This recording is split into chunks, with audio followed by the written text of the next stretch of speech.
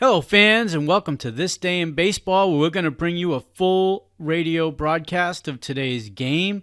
And before we do that, I just want to thank Classic Baseball Radio, and there's a link in the notes where you can check out their full channel. They have many great radio broadcasts. And while you're listening to today's game, if you want to check out much more about the game and the players, look on the links below, and you're going to see links to player pages, the date the game happened, the year it happened, and the play-by-play. Enjoy the game, and check out the links while you're watching the game, and please don't forget to hit the subscribe button so that every time new content comes out, you're going to get that firsthand.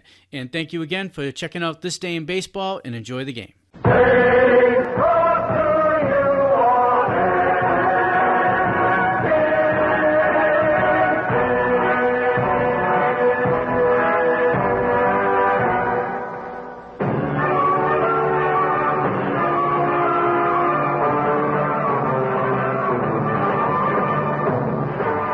From Shea Stadium in New York City, this is Jim Simpson with Bill O'Donnell, and welcome to the fourth game of the 1969 World Series. The amazing New York Mets, underdogs when this series began, now lead the Baltimore Orioles 2-1. And now, the National League champions, the Mets, find themselves the favorites to win this World Series, a series not many ever thought they'd be in. Today's fourth World Series game is brought to you by Chrysler Corporation, engineering with care. Your host for today, your local Dodge dealer. The Hartford Insurance Group and Hartford agents and brokers everywhere. Gillette, we have a new adjustable razor for a more comfortable shave. The makers of Winston, Salem, and Camel cigarettes. And by STP Corporation, makers of STP oil and gas treatment. The weather today in New York City, crystal clear skies, unlike yesterday's overcast, but also unlike yesterday. Instead of the temperatures in the mid to upper 70s, today at game time, it is 57 degrees, top coat weather, with a high to be in the low 60s or perhaps to the mid 60s. And now the color guard moves out toward the mound, and in a few moments we'll have the playing of the national anthem. In the meantime, this is a replay of the first game of this 1969 World Series.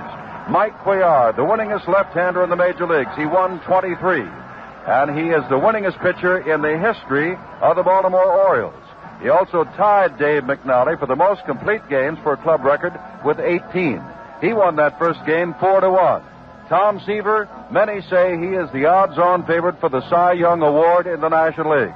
Certainly is the winningest right-hander in the majors, 25 victories. But against Atlanta, in the league championships, Seaver did win the ball game, but was soundly hit by the Atlanta Braves. He came on to start against Cuellar and did not last but about 5 innings. Gil Hodges says that Seaver is due. He has now pitched 5 innings just a matter of days ago. He hasn't had too much rest. Mentally, he is ready. With us again in the NBC broadcast booth, the Baltimore Oriole baseball announcer, Bill O'Donnell. And, Bill, the weather today is chilly. It's my understanding that Mike Cuellar likes it warm. Jim, you're absolutely right. Of course, Cuellar, who was born in Cuba and is very accustomed to the warmer climates, normally is a better pitcher in warm weather. However, during the course of the 1969 season, Cuellar, especially early in the campaign, has pitched on days such as this. And as Jim Simpson pointed out, today is crisp and cool here at Shea Stadium in New York. But as Shea Stadium is most every time, despite the cool and top-coat weather, this will be warm and an excited ballpark just as soon as this ball game gets underway. Perhaps, Jim, the keys to the first 3 games of the World Series have been the combined and great pitching efforts of Taylor, Cardwell, Kuzman, Gentry, and Ryan, and also the first game starter, Tom Seaver, who, although the loser, will come back today and try to become a World Series winner for the first time. The keys to the series, pitching-wise for the Mets, have been exclusively the fact that they've held the likes of Blair, Frank Robinson, Powell, and Brooks Robinson to only 6 base hits in 44 trips to the plate. A fellow like Blair during 1969 had 26 homers, 76 RBIs. Frank Robinson, had 32 home runs, 100 RBIs, batted .308. Powell had 37 home runs, batted .304, drove over 121 runs. Brooks Robinson connected for 23 homers, 84 runs batted in. And those four power guys combined have only touched the Mets pitching staff, the starters and the relievers, for a measly 6 base hits. Frank Robinson has gone 1 for 9, Brooks Robinson 1 for 9, and Powell 3 hits in 11 trips. So the Orioles in the first 3 games of the series have only collected 5 runs and 12 hits off New York pitching. The Mets, as Jim pointed out, to begin the 1969 series, were decided underdogs. As a matter of fact, they were 8-5 underdogs. Right now, going into Game 4, the Mets are favored to win the series by odds of 6-5. Defense has also played a great role in this series.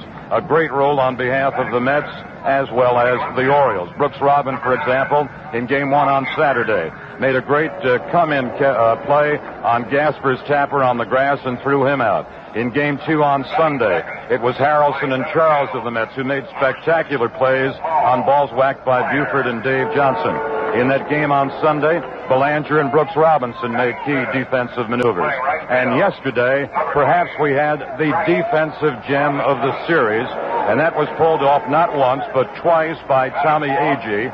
Once to the 396-foot marker in left center against Elrod Hendricks, and then in the 7th inning, with 2 out and the bases loaded, Agee took a double, perhaps a triple away from Paul Blair with a diving catch on the warning track in right center field.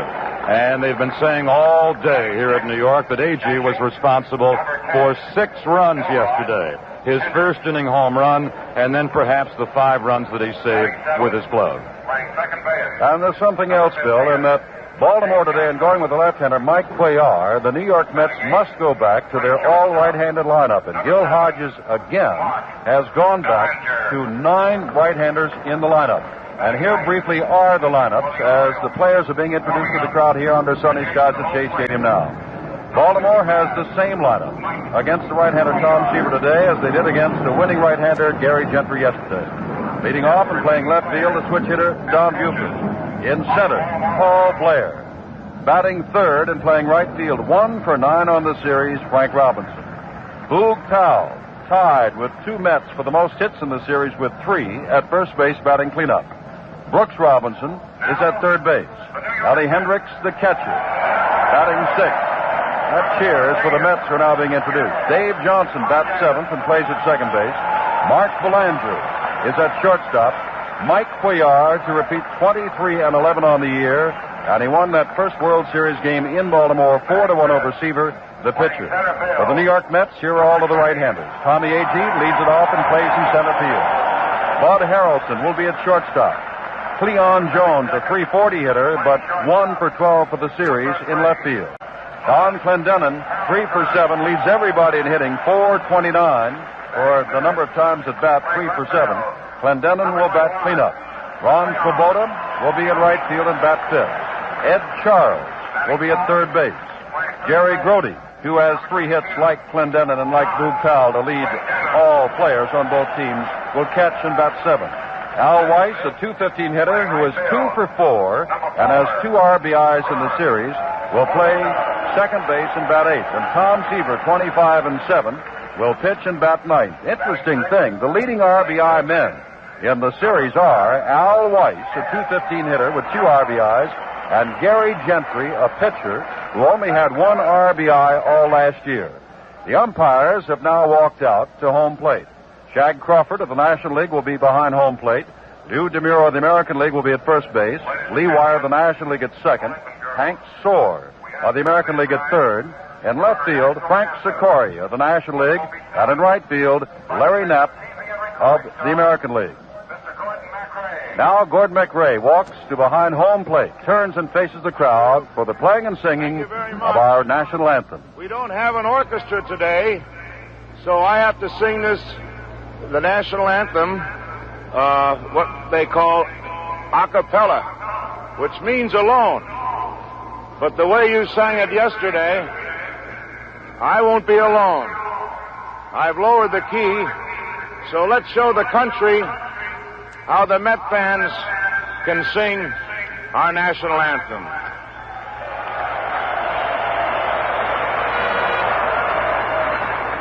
Oh, say, can you see by the dawn's early light what so proudly we hailed at the twilight's last gleaming, whose broad stripes and bright stars through the perilous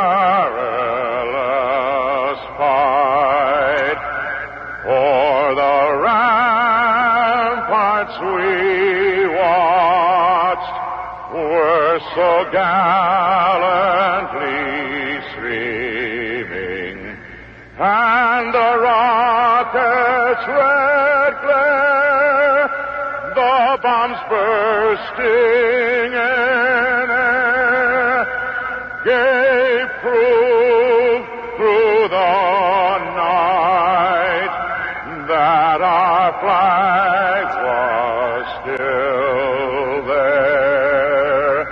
Oh, say, does that star-spangled banner yet wave o'er the land of the free and the home of the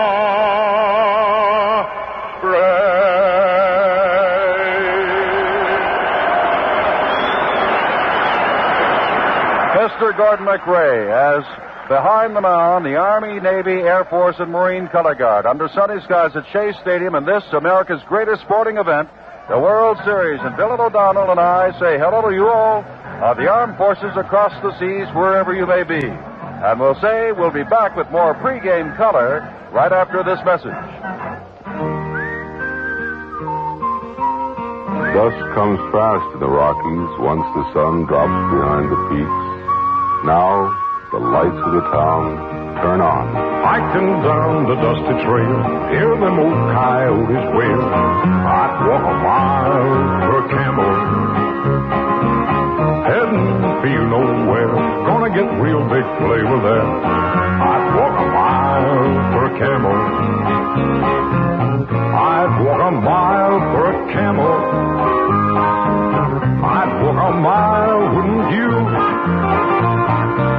I got a wandering soul, beat up boots with a great big hole. I'd walk a mile for a camel. I'd walk a mile for a camel. This message was strictly for smokers who've never tasted a Camel cigarette. Camel smokers, you know what we mean. You other guys, start walking. Game number 4 in a moment, but first we pause 10 seconds for station identification. This 1969 World Series game is brought to you in part by Saratoga Vichy and Saratoga Ginger Ale.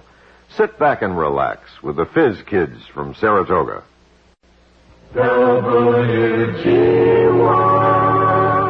Casey Stengel, the first manager of the New York Mets, has been introduced. And Casey now winds up with a double lipper with his left hand and throws out the first baseball to Jerry Grote, the Mets catcher. And what a proud moment it is also for Casey Stengel. Again for Baltimore. The batting order, very quickly. Don Buford leads off in left. Paul Blair's in center. Frank Robinson in right. Boog Powell, the cleanup batter at first base. Brooks Robinson at third. Ellie Hendricks, the catcher. Dave Johnson at second. Mark Belanger, the shortstop. And Mike Cuellar, the pitcher. And the Mets now take the field. Clendenin will be at first base. Al Weiss at second. This is the all right-handed batting lineup of Gil Hodges, with which he won one of the first 2 games. He won the second game after dropping the first. Bud Harrelson's at shortstop. Ed Charles at third. Cleon Jones in left. Tommy Agee. What a spectacular day he had yesterday in center field.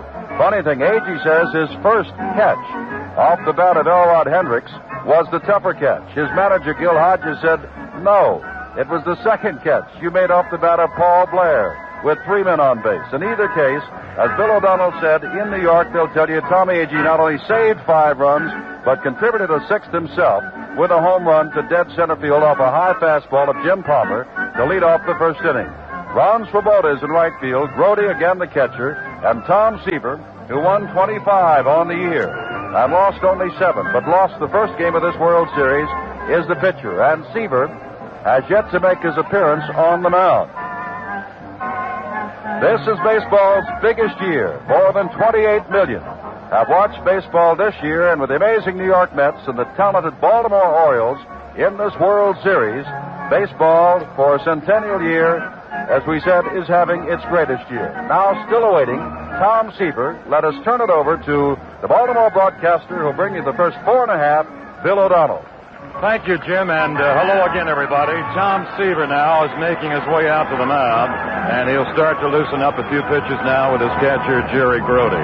So while he starts to warm with Grody, let's set the New York Mets defense for you. Charles will be at third base. Harrelson will be the Mets shortstop. Weiss will be at second, and Clendenin will be the Mets first baseman. The left fielder is Jones, the center fielder is Agee, and the right fielder is Swoboda. For those of you who are listening around the country and also around the world today who have neither seen nor been at Shea Stadium, the measurements down the foul lines are equal. 341 feet to left and also out to right. To dead center, it is 410 feet. The power alleys to left center field, 371 feet, and then it breaks away to a deeper left center field pocket to 396 feet. And the same figures prevail in the power alleys in right center, 371 and 396. The distance of the wall out in center field, height-wise up and down, is 8 feet. The Orioles, who during the regular season won the American League Championship, won the Eastern Division of the American League over the Detroit Tigers. Baltimore won 109 ball games and lost only 53. They will lead off in the top of the first inning with Don Buford, and they'll follow with Paul Blair and Frank Robinson. Charles at third base, as the Met third basemen have done every time Buford has come to bat. Charles, playing third today, will come right up to the grass, will play Buford wide of the line. The first baseman, Clendenin, against Buford, despite the fact he pulls, is not guarding the line too tightly. Here we go now, game 4, and Seaver's first pitch. He gets the fastball for a strike on the outside corner. So we're underway with strike 1 to Buford with Paul Blair on deck with Frank Robinson in the dugout. The outfield shades right against Buford. Swoboda is the right fielder a couple of strides in front of that warning track. And there's quite a room on that warning track back to the fence, about 30 feet of it. The coaches, George Stoller at first and Billy Hunter at third. 1 strike from Seaver. He changes up. He goes in the dirt inside.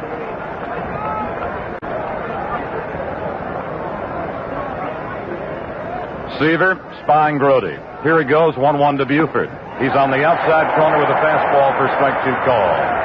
So both of Seaver's strikes have been belt-high fastballs to Buford, and both on the outside edge.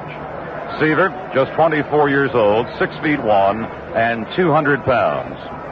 He's ahead 1-2. His pitch is on the way. It is low. Buford began to squeeze the trigger and then looked at the low breaking ball. 2 balls and 2 strikes. Buford in the series is 2 for 11, and he had his 2 base hits in the opening ball game with a home run and a double and produced 2 runs. On the year, he batted .291 in a Baltimore uniform. 2-2 pitch now to be served, and Seaver to the plate against Buford. The fastball is fouled off the left field side and slicing deep out in left field. The count riding to Buford 2-2. We have fellow alums facing each other. University of Southern Cal's Tom Seaver against USC's Buford 2-2. A changeup, cut on and missed. Seaver strikes out Buford on a let-up breaking ball into his hands and over the plate. Out number 1, strikeout number 1 for Tom Seaver. Here's Paul Blair now, the center fielder. Blair has had only 1 base hit in the series. After finishing 1969 against American League pitching with .285 for an average. One out, nobody aboard. The windup and Seaver's pitch. Here's a line drive, base hit, and it falls into center field beyond Harrelson and in front of A.G. A one-out single line to center by Blair. He roped it right over the head of Harrelson, the shortstop. Here is Frank Robinson. Robinson has one hit off Met pitching in the series in 9 official at-bats. He has also drawn 3 walks.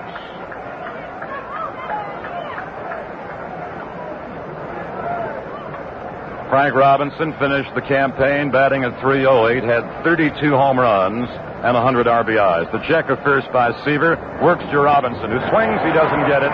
He got a slider on the outside corner, and Grody also made a bluff throw over to Clendenin with Blair getting back to the bag. Clendenin is policing at first base. Harrelson and Weiss playing a double play depth looking for the ground ball. Charles well off the line at third. Easy move to first base, and Blair beats the toss over by Seaver. 1 strike to Frank Robinson, taking a glancing peek and a quick one out to third base coach Hunter. Now Robinson and Blair often will play run and hit. Blair leads, doesn't go. Here's a fly ball, deep left center field, way back in left center. Agee's on the warning track, at the fence, makes the catch about 2 feet in front of the fence at the 396-foot marker. The ball was hit high and deep, but high enough for Agee to get back and bring it down. Out number 2 in the top of the first inning. A long out off the bat of Frank Robinson. And here's the power now of Boog Powell. Powell just finished his greatest career with the bat in the American League.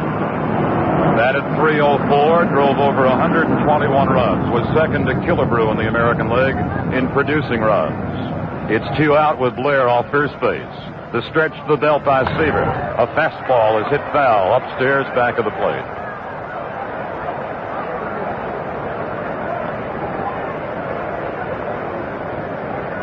Powell had the Orioles' longest hitting streak of the season. He hit safely in 18 straight games. The longest in the American League was by the Twins outfielder Ted Eulander.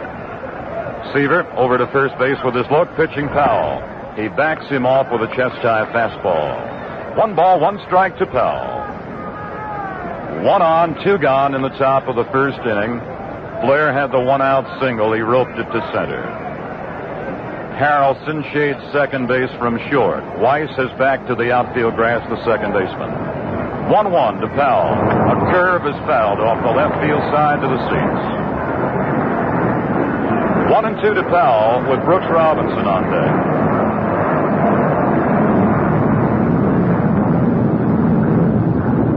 Powell suffered 2 injuries during 1969, and neither one kept him out of the lineup for a long time, but both were painful.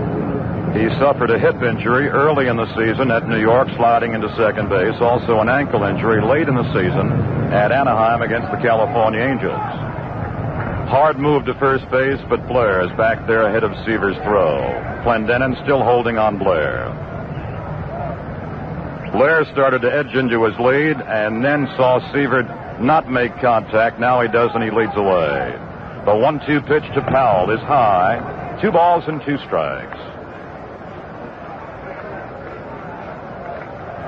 One of the big improvements that Powell showed this year was against a left-handed pitching in the American League. Fine left-handers like Cotton McDowell. Seaver ready, 2-2. Powell waiting at the plate. Fastball is on the outside corner for strike 3, and that's the top of the first inning. No runs, 1 hit, 1 left. In the middle of the first inning, it's the Orioles nothing, and the Mets are coming to bat. Hi, this is Joe Garagiola to tell you some big news about Dodge. Last model year was a great sales year for Dodge, one of the best ever. And Dodge sales for the month of September were the best in Dodge's history. Let me tell you one of the reasons why. The 1970 Dodge Dart Swinger. It's a reasonably sized, reasonably priced car, sure. It won't put the squeeze on your pocketbook. And you can have it just any way you want it to, with 6 or V8 engine. manual or automatic transmission. You name it, and the price is still right. So don't think small. Take a good look at 1970 Dodge Dart Swinger at your nearby Dodge dealers. Join the crowd that's giving Dodge sales another big boost. But wait until the game's over and tell them that I sent you. And when you get that Dodge Dart Swinger, we'd like to remind you to drive carefully. From Shea Stadium in New York, Jim Simpson with Bill O'Donnell and Tom Seaver, who only went 5 innings the last time, weathered the first inning here, getting Buford leading off on a changeup curve to strike him out. Blair singled to center field. Robinson backed Agee deep in center field to haul in his fly ball, and then Boog Powell was caught looking at a fastball in the outside corner. So Seaver has gotten through inning number 1 of this, the 4th game of the World Series, with the Mets leading 2-0. Brooks Robinson has come over to talk to Mike Cuellar, winner of the one game that Baltimore did win on opening day, Saturday in Baltimore. And now Ellie Hendricks walks down. Tommy Agee will be the first batter, and we will take up where we left off yesterday, and that is in that Agee hit a pitch from Jim Palmer, a chest-high fastball over dead center field for the first run of that ball game, which the Mets won, of course, by the score of 5-0. Agee went on for further heroics later in that game, hauling in drives in left center field off the bat of Ellie Hendricks and right center field off the bat of Paul Blair, each time with men on base, the first time with 2 on, the second time with 3 on. So as Agee does step up, and there seems to be a momentary delay, he will get a tremendous hand from this predominantly Met crowd. The temperature about 57 as we begin the bottom of inning number 1. Buford is down in the dugout, and the trainer is bending over him. Now, what has happened to Buford? I don't know. Don did strike out at a change-up curve to lead off the first inning. And he is not in left field, and we may have a change already. But that is why we are having a delay, and they are looking at his leg. He might have a rough muscle cramp in his left leg in the corner of the dugout. And the umpires, that's one thing about the umpires. The office of the Commissioner of Baseball and Commissioner Bowie Kuhn has instructed his umpires that people come to see a World Series and they come to see the stars play. So perhaps a player might argue a bit more, discuss things a bit more with an umpire. An umpire will be quick to make sure that the stars stay in the lineup. And so Buford has given a lot of time to work it out. He has come out of the dugout and now trots out to left field. Mike Cuellar looks down at him.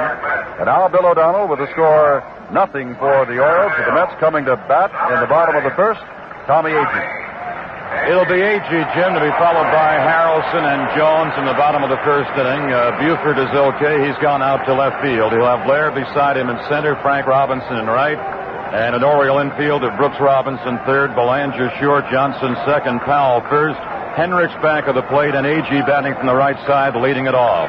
A slow rainbow curve is in for strike 1 called.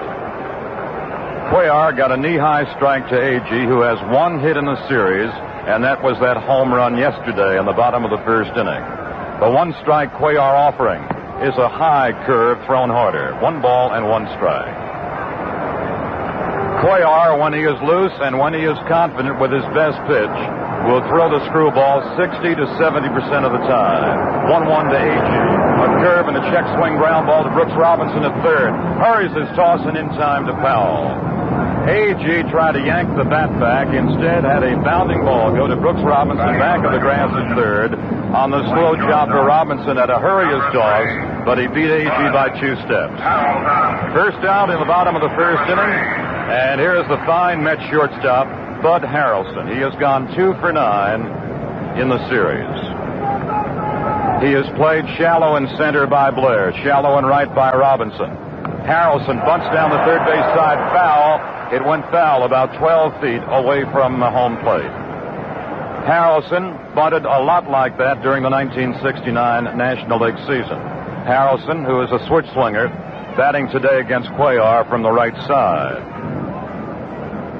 Harrelson is 2 for 9 in the series in the first 3 ball games.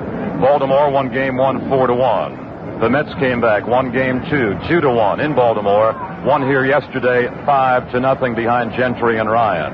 One strike pitch. A line drive, base hit by Harrelson to left field. He roped it right through the hole on the left side of the infield, and Buford played it out in left field. So both number 2 batters in the order have line singles to the outfield. Harrelson's third hit, and the greeting is for Cleon Jones. Jones is 1 for 12 in the series. The number 3 National League hitter batted .340 with 12 home runs and 75 runs batted in. Jones was second to A.G., knocking over Met runs during 1969.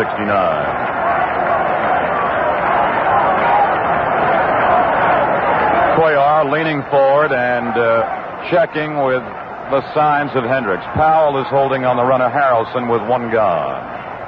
The pitch to Jones. A curve is a strike to his knees.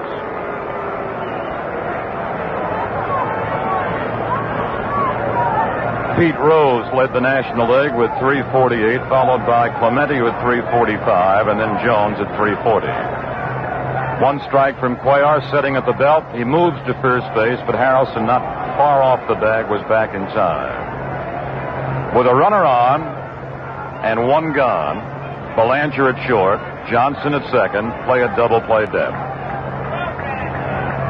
Another move by Cuellar to first base, trying to keep Harrelson close. Harrelson edges a short lead against the left-hander. Cuellar now just rechecking his outfield, which shows Buford fairly deep in left against the power of Jones. Another set to the belt. Cuellar moves to the plate. A ground ball to the shortstop, Belanger. Flips to Johnson, 1. Throw to first is a double play. The Oriole infield doubles its pleasure to wrap up the bottom of the first inning. And at the end of 1 in Game 4, it's Baltimore nothing and New York nothing. Wally Ballou inside the center field scoreboard with Bill Hemmerling, BSO. What's that stand for, Bill? Ball, strikes, and outs. The 3 aperture job with minimal pressure. And I'm told you use regular right guard. Right. These are close quarters in here, and your regular right guard keeps me fresh all day. Leroy there is in charge of runs, hits, and errors. He prefers your right guard antiperspirant. 2 kinds of people, 2 kinds of right guard. What was that, a ball or a strike? Well, this balloon nut distracted me. I didn't see the ump. Now look at the mess you've gotten me into. Some men have average-size hands. Some men have big hands. For men with average hands, Gillette introduces our new adjustable razor with an average-size handle. For men with big hands, Gillette introduces our new adjustable razor with a long handle. Both new razors have 9 precision settings. Gillette figures a more comfortable razor in your hand means a more comfortable shave. Shea Stadium, New York City, top of the second inning. Brooks Robinson, Ellie Hendricks, and Dave Johnson to face Tom Seaver and Bill O'Donnell. It'll be interesting to see when Hendricks comes up. Strictly a pulled hitter until yesterday when A.G. made that great catch on him. How Tommy plays him today. All right, we'll watch for that, Jim, and we'll also watch now as Seaver faces Brooks Robinson. Brooks has been held to 1 hit by the Met pitching. Produced 23 home runs, drove over 84 in the American League campaign. Brooks bats from the right side. Fastball strike. All the fastballs that Seaver has poured through for strikes, he's kept everything low and to the knees of Oriole swingers. 1 strike pitch coming to Brooks Robinson. A breaking ball is outside. Seaver's deliveries come from 3-quarter style. He's facing Brooks Robinson right now with Hendricks to follow. Leading off the top of the second inning, Robinson swings and hits a bounding ball, 1 hop to the shortstop, Harrelson. Digs it out, throwing plenty of time to retire Robinson. First out in the top of the second inning. Here is Elrod Hendricks, the Baltimore catcher. 1 for 7 in the series. Yesterday, when Hendricks was batting against the third-game Met starter Gary Gentry, threw Hendricks quite a few change-ups. And let's see now how the right-hander Seaver does against him now. The right side of the infield pulled back deep, and the outfielder in right, Svoboda, also pulled to right and deep. There's the change-up outside. It didn't get the corner. 1 ball and no strikes. So Seaver starts a similar pattern like Gentry did yesterday to Hendricks. His windup in the 1-0. Fastball. He swings, he misses. That's the ball and a strike. Deep right center is Agee. Backed over into left center is Cleon Jones.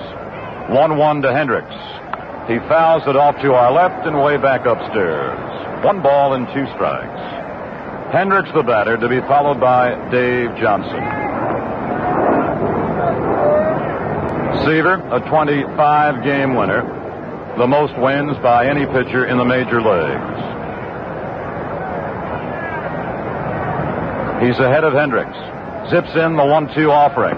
He's low inside, and Hendricks had to back off it. 2 balls and 2 strikes. There is no score with 1 out in the top of the second inning. 2-2 to Hendricks. Here it comes. Breaking ball is low. 3 balls and 2 strikes. Since Hendricks is strictly a pull hitter, and that's the Mets book on Hendricks. Charles at third plays him extremely wide of the line. 3-2, the pay pitch from Seaver. Fastball is outside. He loses Hendricks. The Orioles have their second base runner in the ballgame. Blair had a first inning single. Hendricks walks on 3-2. With 1 out, he's at first base. And the batter will be Dave Johnson, who is hitless in the series. Johnson had 7 home runs during the year, 57 runs batted in, and batted .280. And he was third in the American League in doubles, following Oliva and Reggie Jackson. Short lead by Hendricks off first base. Seaver to the plate. Here's a ground ball right to Harrelson. Charges. Flips the second one. Throw to first is late. It's not in time.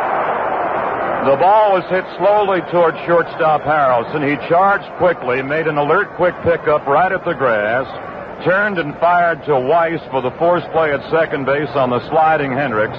Weiss got rid of the ball as quickly as he could. First baseman Clendenin made the long stretch, but Johnson beat the throw for the attempted double play. 2 out now, still a runner at first base. Now it's Johnson there, and the batter is Mark Belanger. Belanger batting 8th in the order. Seaver's peak to first base.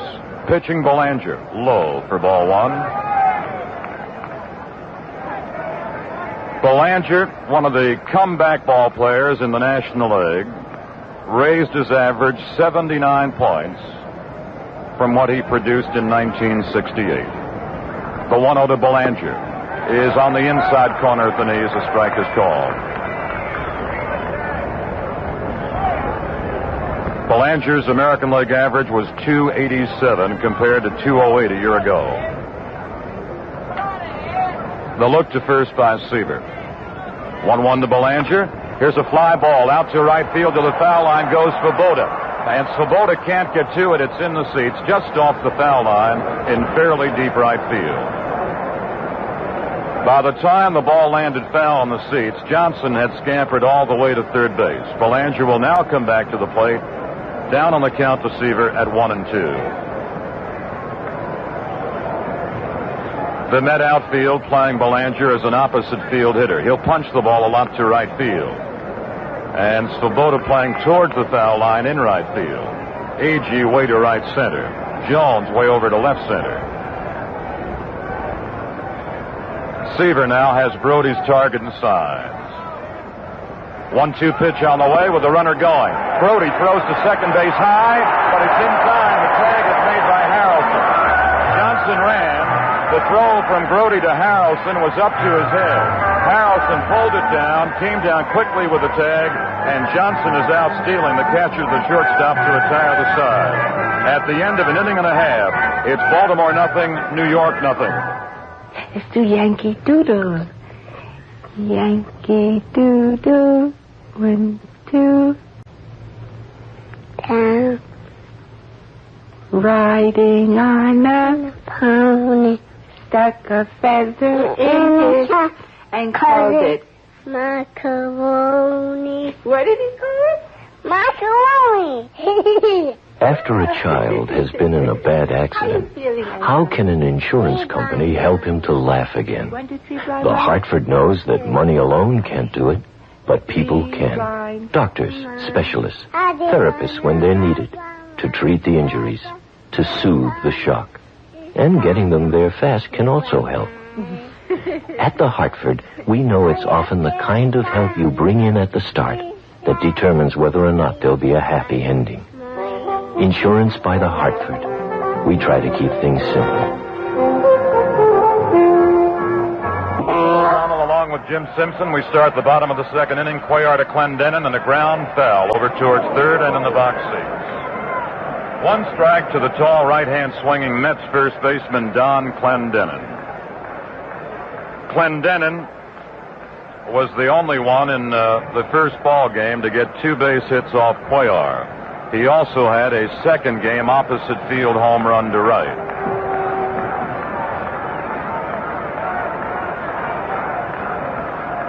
It's Clendenin, Svoboda, Charles here in the Mets second inning. A fastball is strike 2 called belt high to Clendenin. Clendenin, the book on him, he's a high fastball swinger. He crouches towards the plate and has a deep knee bend. 2-strike delivery is in the dirt inside.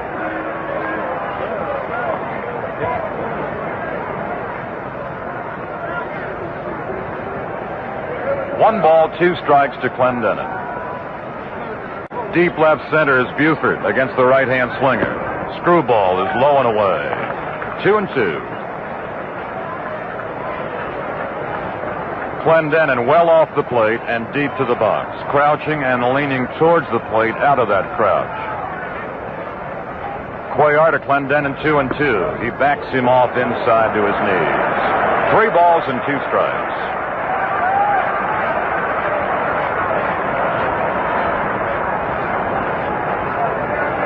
Clendenin has doubled, singled, and homered in the series. K pitch from the left-hander, Mike Cuellar.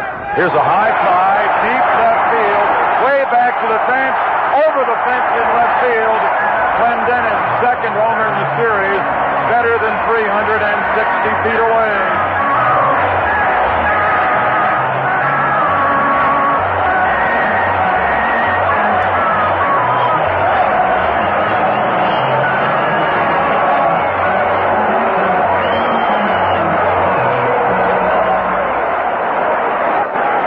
Yesterday in Game 3 of the series, in the first inning, Agee played home run to put the Mets ahead. Now it's Clendenin to start the bottom of the second inning with a long ball to put the Mets ahead again. Here's an outside pitch to Ron Svoboda, ball 1. Svoboda is 1 for 7 in the series. And the home run whack by Clendenin has really put this Met crowd alive here at New York. Here's a curve that's high. 2 balls and no strikes. In the first 2 innings, thus far, Cuellar has not thrown too many screwballs. Normally, that is his very best pitch. He's behind Svoboda 2-0. Here's a ground ball to the hole at short. Up with it is Belanger. His long throw in time by 2 steps, and Svoboda is gone. 1 out in the bottom of the second inning with a run home on the Clendenin play. The Mets' third baseman stepping aboard, and that's Ed Charles. Charles played third base in games 1 and 2 in Baltimore against left-handers Cuellar and McNally. Against Cuellar again in game 4. Here's a foul behind the plate to the upper deck. 1 strike to Ed Charles. Charles is in the middle of the box. Waves the bat from the right side. Cuellar's wind up. Here's a bounding ball, 1 skip to the shortstop. Belanger digs it out, throws high, and it's pulled down by Powell for the put-out at first base. Svoboda has bounced to short. Charles now bounces to short. 2 away. And here's the scrappy New York catcher, Jerry Brody, who showed the strong arm in the top half of this inning, throwing out Johnson's attempted steal at second base. Brody has 2 hits in the series, has knocked over a run. Right-hand swinger, swings, and he misses for strike 1.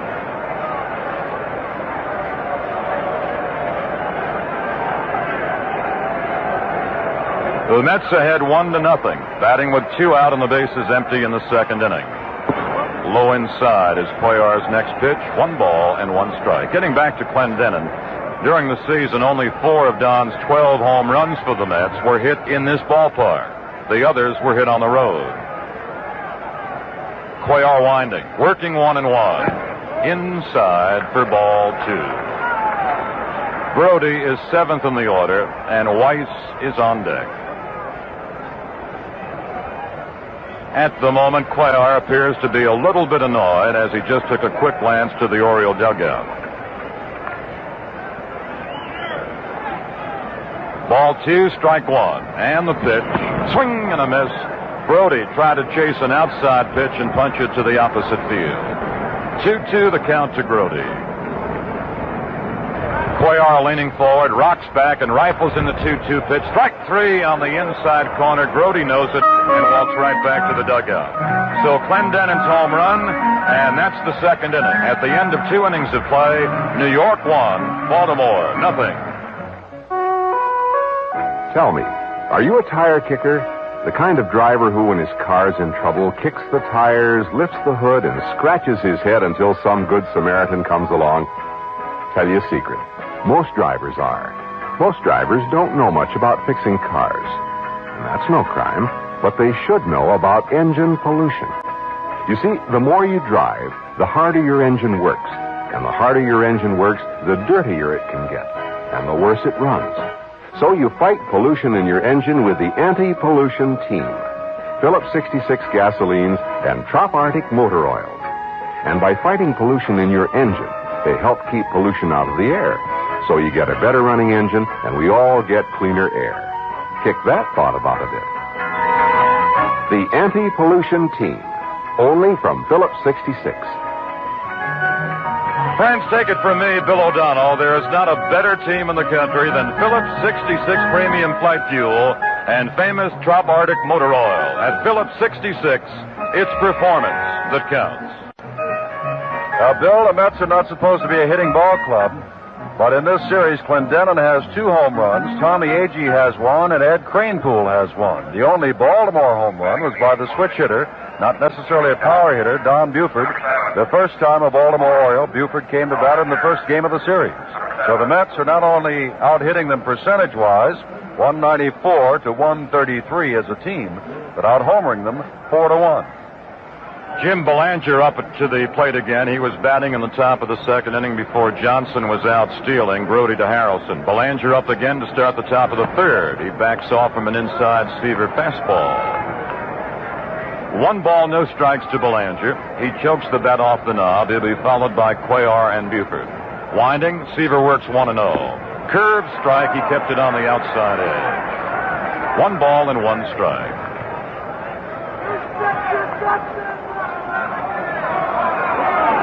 Now Shag Crawford, the plate umpire, coming over to the Baltimore dugout, and he does some shouting at Earl Weaver, and Earl Weaver follows Crawford out. Undoubtedly, Weaver has been barking out of the Oriole dugout.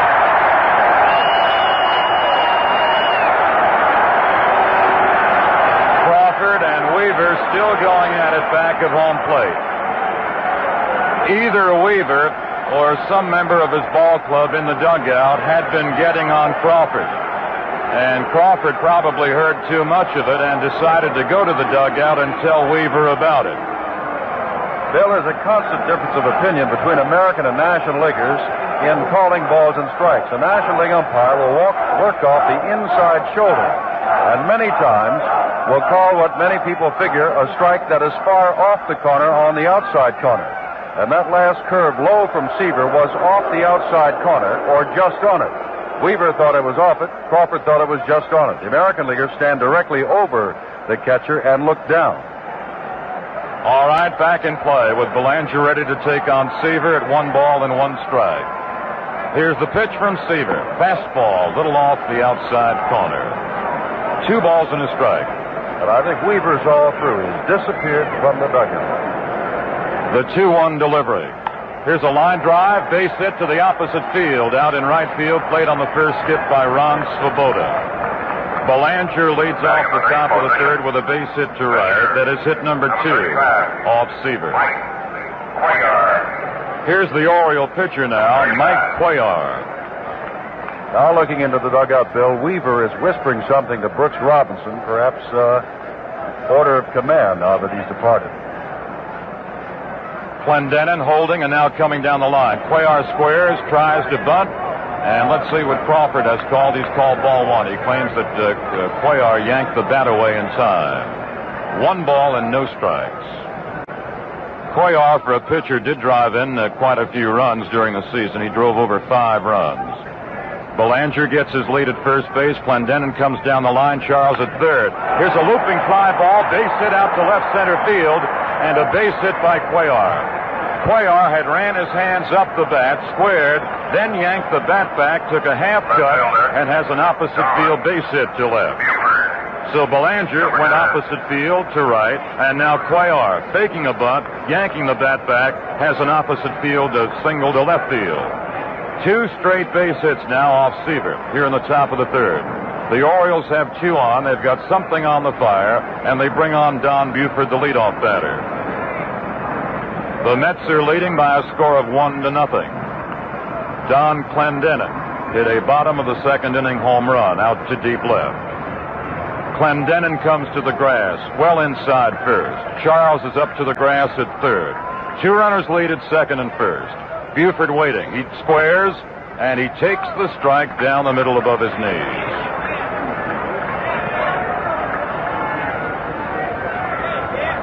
1 strike to Buford. He was fanned on a breaking ball by Seaver back in the first inning. Belanger, a lead at second base. Cuellar, a better lead off first base. 1 strike to Buford. And the pitch is in the dirt, but Grody blocks it and keeps it right in front of home plate. Grody got the mitt down on that low dirt pitch. Buford had a notion to bunt, laid off the pitch, and Grody did a fine job blocking it and also keeping the ball right out ahead of him. Billy Hunter, probably, the third base coach, Billy Hunter is probably running the Oriole ball club right now. Belanger short lead at second. Harrelson cheating towards him and trying to keep him close to the bag. 1-1 to Buford. Seaver with a long look to second base. Buford swings away to Clendenin, throws to second for 1 out, and that's all they get. A hard smash to the right side. Clendenin was at the grass, yanked the glove up right by the ear, pulled down the hot smash, threw to second to get the force play on Cuellar. Belanger has advanced from second to third, and Buford is aboard at first base. So Buford swung away, took the full cut, sent a hot shot ground smash to Clendenin, who was playing tight. Clendenin did not budge and took the ground ball immediately, fired to second base, and made the force play. Runners are at the corners with 1 away in the top of the third.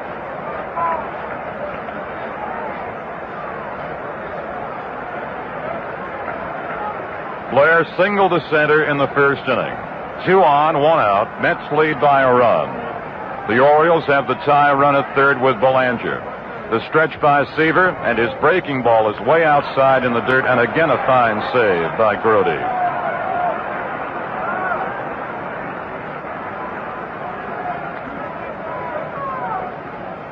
Seaver trying to work his way free out of a top of the third inning jam. Belanger led off with a base hit. Cuellar followed with a base hit, and Buford has just bounced into a force play. Blair, 2 hits in the series. The look at the corners by Seaver, setting to the belt. The 1-0 is swung on and missed by Blair. 1 ball and 1 strike. Seaver, who has an excellent fastball and comes out of the uniform with his delivery, and very often it's difficult to pick up Seaver's pitch. Belanger off third, Buford off first. Blair on the 1-1. Bunts up in the air to the mound. It takes 1 bounce. Seaver recovers, throws to first base, and in time, Belanger holds at third, and Buford goes to second. Blair bunted, but pushed the ball up in the air. Seaver came off the mound. It bounced to the third base side of the mound, took 1 hop. Seaver recovered, threw hard to first base. He retired Blair on his toss to Clendenin. Belanger stayed camped at third, and Buford has advanced to second base, and the batter is Frank Robinson. Right fielder. 2 out now. Robinson. Number 20. Frank Robinson flied to center field in the first inning. He only has 1 hit in this series. Frank Robinson, who has been named 3 times in the last 4 years to the American League's All-Star team. Both runners in scoring spots. Buford from second, Belanger a couple of steps down the line from third. Seaver winds fully, throws a high fastball to Frank Robinson. 1 ball, no strikes.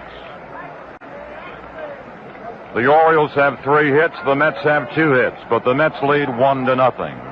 Clendenin's wallop has been the big blow in the early innings. Seaver, quick windup, 1-0. Here's a high pop-up to the right side of the infield. Clendenin is in foul ground off the first base side, grabs it. Seaver has pulled out of a big hole, retiring 3 in order after giving up 2 leadoff base hits. At the end of 2.5 innings of play, New York 1, Baltimore nothing. Hi, this is Joe Garagiola. And I want to tell you that Dodge's September sales were the biggest in Dodge's history. Isn't that something? And there's a brand new Dodge model that's going to give Dodge sales a big boost this year. That's Challenger. New entry in the sports compact field. Gripping the road with a wide stance that says solid and priced to compete with the pony cars. Now that alone makes Challenger different. Everything from a gas-saving 6 to Dodge's tremendous 426 Hemi V8. And Challenger has more models to offer than any other in its class to boot. Stop around at your nearby Dodge Boys. See Challenger for $19.70. One of the reasons for Dodge's spectacular September sales record. Now, at your nearby Dodge dealers. And tell them that Joe Garagiola sent you. And when you get in that new Challenger, the Dodge Boys and myself would like to remind you to be sure and drive carefully. Jim Simpson with Bill O'Donnell under clear and cool skies in New York Shea Stadium. The 4th game of the 1969 World Series. The Mets lead it 1-0 on Clendenin's home run. And Al Weiss, who was the hero of the 2nd game, a .215 hitter, will lead it off in a ball game that has had everything, including manager Earl Weaver of Baltimore, being thrown out of the game. Bill? Al Weiss starts it off, and Cuellar starts him off with a fastball strike. Weiss is the number 8 batter. Seaver will be next, and then A.G. the leadoff batter. Bottom of the 3rd, game 4 of the World Series. The Mets ahead 1-0. Breaking ball is inside of the right-hand swinging Weiss. Ball 1 and strike 1. Weiss has 2 runs batted in this series. The 1-1. Swing and a miss on the screwball from Cuellar. A ball and 2 strikes. Cuellar throws fastball, slider, hard screwball, soft screwball, and short rainbow curve. Ground ball to Brooks Robinson, backing up at third. Off his glove, recovers, makes no throw to first base. A hard ground smash, well inside third. Brooks tried to play the short hop. It hit off his glove, off his leg, came to the grass. Brooks picked it up, looked to Weiss going to first base, and realized he had no play. The batter now will be the Mets pitcher, Tom Seaver.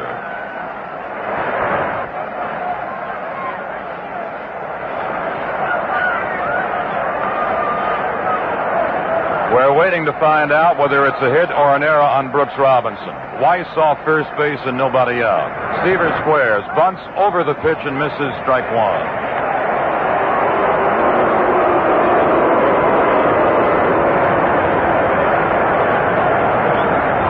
A base hit has been given to Weiss. Weiss short lead at first base. Seaver down on the count, 1 strike. Squares, the pitch is low, and it's dug out by Hendricks. 1-1 to Seaver. Looking now for some flashing signs from third base coach Eddie Yost. Yogi Berra on the other side, keeping his eyes glued to the runner Weiss and also to Cuellar's motion. Seaver squaring again. The pitch is low, and he holds off it for ball 2. 2 balls and 1 strike. Harrelson, Clendenin, and Weiss have the base knocks off Cuellar. Cuellar leaning forward, now setting back to the belt. His 2-1 pitch is an attempted bunt, and it's missed by Seaver. 2 balls and 2 strikes. On every pitch to Seaver, Robinson from third, Powell from first have been charging down the lines. Robinson at third stays tight. He is not on the grass. Powell goes back to the bag to hold against Weiss. 2-2 pitch. Seaver squares, bunts, and foul tips it, and he's out of there, bunting on a second strike. Seaver tried to bunt on the second strike, got a piece of it, fouled it off, and that gives Cuellar a strikeout. 2 strikeouts for Cuellar. Out number 1 in the bottom of the third, and here's the leadoff batter who was the toast of New York last night, Tommy Agee. Agee's first trip in the first inning. He grounded out third to first. Weiss is the runner. Powell is still holding. Weiss a short lead against the left-hander Cuellar. His soft curve is in for a strike looking to Agee. Deep left for Agee is Buford. Straight away, normal depth center is Blair. Frank Robinson pushed back in right. The 0-1. Here's a line drive, base hit to the alley in left center. Run down by Buford. Weiss a big turn at second and stays there. Agee has his second base hit in the series. It is the second hit off Cuellar this inning. So 2 Mets are aboard with 1 out, and the batter will be the shortstop, Bud Harrelson. Hendricks is making a visit to the mound to talk to his left-hander Mike Cuellar. Has a short visit now and walks his way back. Agee just ran to single to left. He's at first base. Weiss at second with 1 out. Harrelson had the Mets' first base hit of the ball game in the first inning.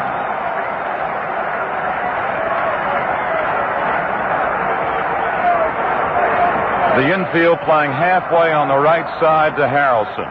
Set on the pitch, a swing and a foul ball, right back behind the catcher Hendricks. Jim Harden, a right-hander, begins warm-up activity in the Baltimore bullpen out in left field. Yesterday, in the early innings, when Jim Palmer was having control problems, Harden and Lopez were up quite a few times. 2 runners are leading at second and first. Cuellar has 1 strike to Harrelson. A curve, a ground ball to second baseman Johnson, pulls it down. Hurried throw to Powell just in time at first base. Powell was playing well off the first base side. Johnson had to roam far to his glove side near the outfield grass. Harrelson tried to punch a base hit to right field, and as Powell came back to the bag, he had to turn quickly and take the throw from Johnson. But the 2 runners advance on the ground out by Harrelson. Agee goes to second. Weiss has moved to third. There are 2 gone, and the batter is Cleon Jones. Jones bounced into a first inning double play.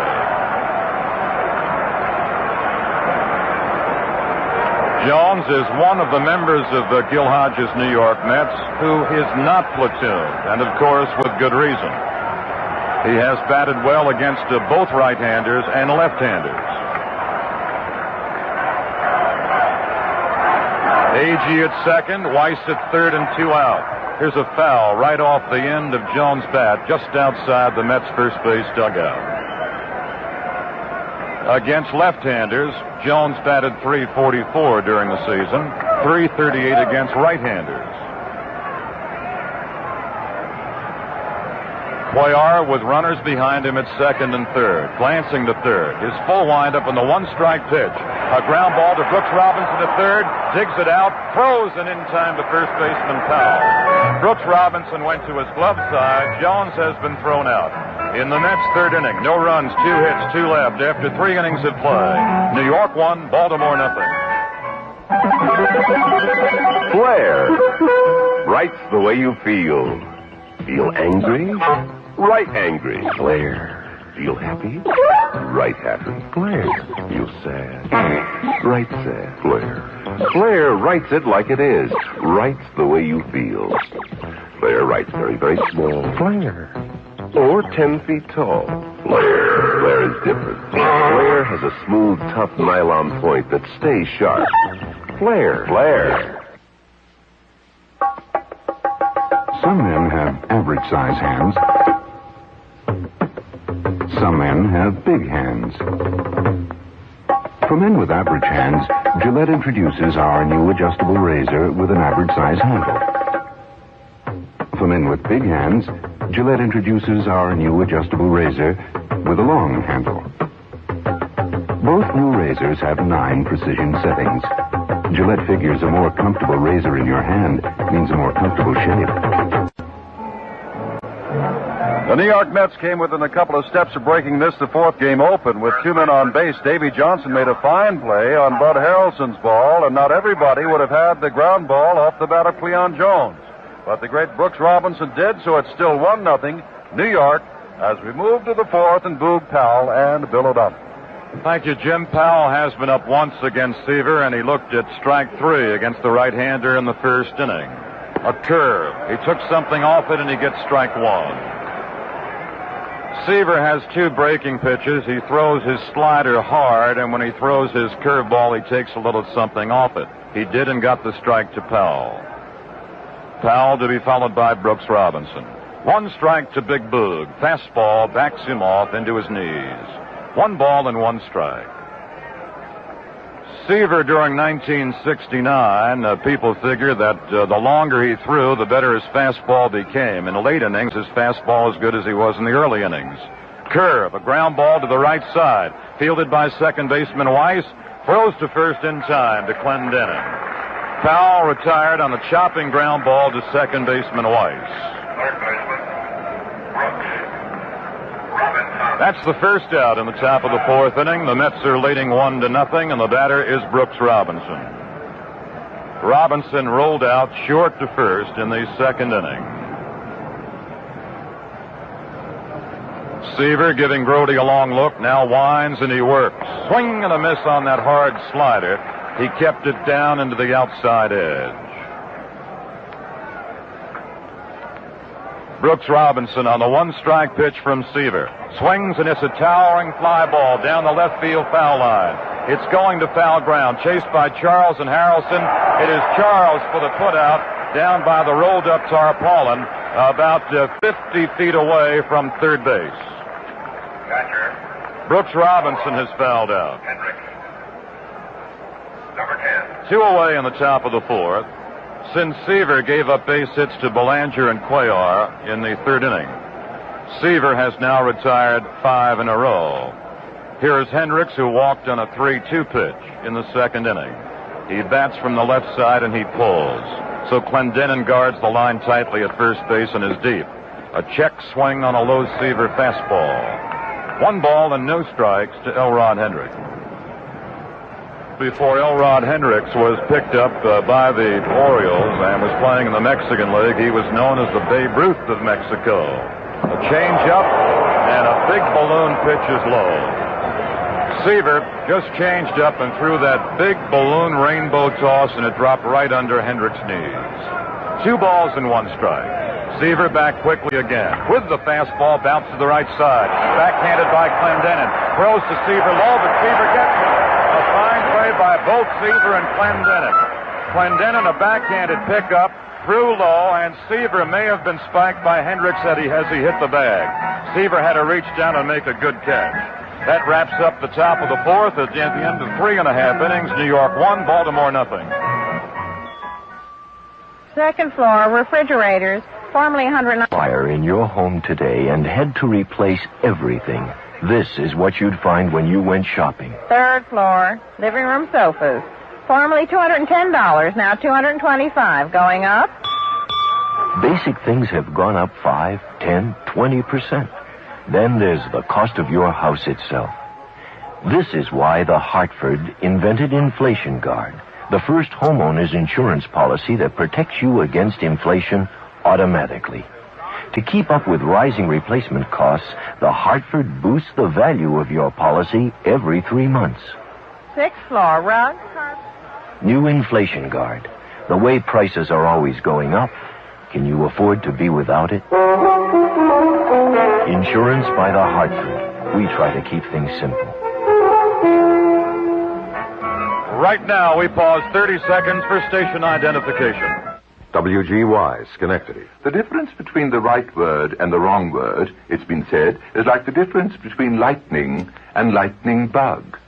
Which brings to mind the difference between Saratoga Vichy and its drab alternative, tap water. It's a choice between a unique, fascinating mixer or the same lackluster liquid with which one washes automobiles and oneself. Saratoga Vichy, in that green bottle with the vivid yellow label. As Don Clendenin steps up here in the fourth inning for the New York Mets, who lead 1-0. A note here, Earl Weaver ejected. Nobody can remember, Bill O'Donnell, a manager ever being thrown out of a series game before. Don Clendenin swings and misses on Cuellar's screwball, offering strike one. Clendenin, who has 2 home runs in the World Series, Game 2 and Game 4 today to begin the bottom of the second inning. 1 strike to tall Clendenin. Swings and misses the other screwball.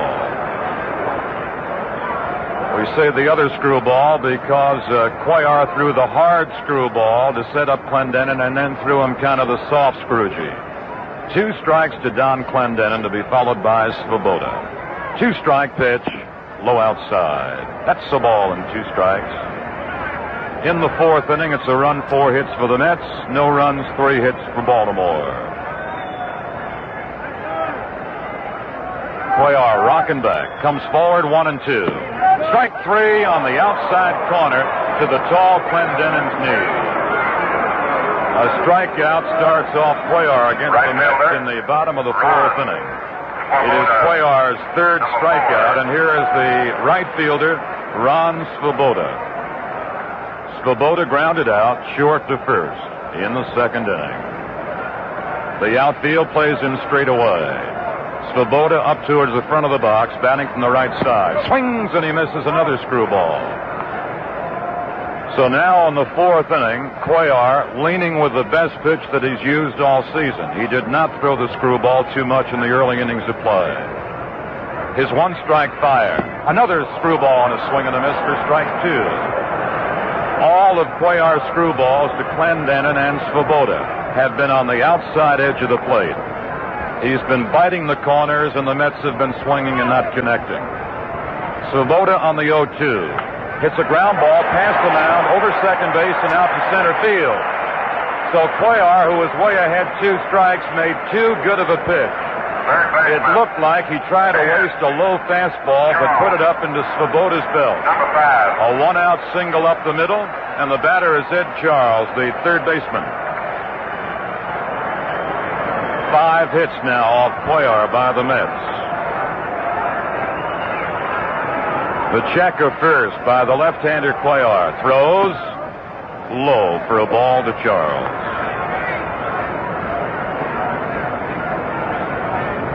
Game 5 of the World Series here tomorrow. It will be a matchup of left-handers, Dave McNally against Jerry Kuzman. 1-0 to Charles. He has to sit down and twist away, and he may have been hit by the pitch. Crawford has not motioned him to first base as yet, and I think Charles is claiming he was hit on the hand. And Crawford is not allowing Charles to go to first base. And Gil Hodges is walking out to home plate to also check on Charles and perhaps check with Crawford. Gus Mosh, the New York Mets trainer, is also out there to look at Charles' hand. And now Hodges has a few pleasant words with the plate umpire, Shag Crawford. In the 3rd inning, Crawford thumbed out the Oriole manager, Earl Weaver. And as Jim Simpson commented a couple of moments ago, everybody in the press section, to our right, has gone back and checked on their history and their memories of World Series in the past, and nobody remembers a manager ever being thumbed out of a World Series before. So on the check swing by Charles, the ball glanced off the bat, then, according to Crawford, hit Charles on the hand. So it's simply a foul tick strike. 1 ball, 1 strike to Charles.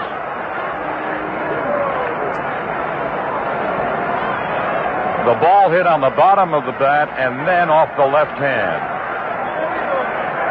Short lead at first base by Svoboda. The look in the pitch is low from Cuellar. 2 balls, 1 strike. The Oriole infield leaves the hole open on the left side between Brooks Robinson and Belanger. Johnson playing over near the bag at second base. 2-1 to the right-hand swinging Charles. He swings and he misses for 2-2. Charles took a healthy cut and really let the air out of the bat. 2-2. There's one away in the bottom of the fourth inning. Svoboda goes. The pitch is swung on and missed. Hendricks rose to second in time for the put out to Johnson, who made the tag on the sliding Svoboda. So Charles strikes out. The Orioles get the double play on the throw from catcher Hendricks to second baseman Johnson.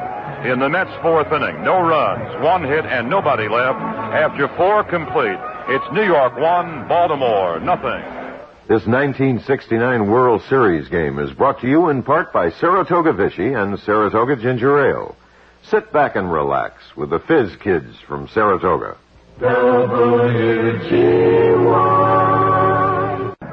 From New York, this is Jim Simpson with Bill O'Donnell, and this is the fourth game of the 1969 World Series. The Mets lead in the series 2-1. They lead the ball game 1-0 on Don Clendenin's second home run of the series over the 3:58 mark in left field. That came in the second inning. 1 run, 5 hits, no errors for the Mets. No runs, 3 hits for the Orioles. No errors, and Tom Seaver to lead off in the fifth by pitching to Davy Johnson. Johnson has been up once, and he bounced into a forced play back in the second inning. Seaver goes to the plate with a breaking ball. He's in the dirt with an outside low. Now, Seaver, when he's taken something off that curveball of his, a lot of them have found the dirt low to Oriole batters. 1-0 to Johnson. The fastball fouled right back. 1 ball, 1 strike. The Orioles are at the lower third of the order. Johnson, Belanger, and then the pitcher, Cuellar. The Mets are leading 1-0. The Orioles batting in the top of the fifth. 1-1 delivery. Swing and a foul. He was jammed by a fastball into his hands.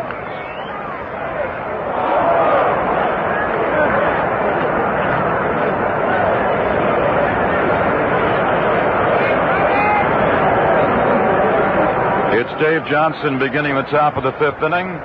Seaver's curve. Here's a looping fly ball. Back into shallow left. On comes Jones. Makes a diving catch in left field. Cleon Jones has just made the fielding gem of this ball game. A looping fly ball and a tough play for Jones. Charged in. Put the glove down right on top of the grass and held onto it right in the fingertip. And he did not trap it. He held onto it. Held it up in the air and showed the left field umpire, Frank Sikori, that he stayed with it. So Johnson has been retired on a fabulous catch by Jones. And the batter is Mark Belanger, another right-hand cutter. He's curved and he bunts in front of the plate. Picked up by Grody. Throws in time to first base. Belanger tried to bunt his way on. Bunted towards the first base foul line about 8 feet away from home plate. Grody charged out, smothered the bunt, and has thrown out Belanger for out number 2. Mike Cuellar. So the scrappy Grody made the alert pickup and the strong toss. 2 gone, and the batter will be Mike Cuellar.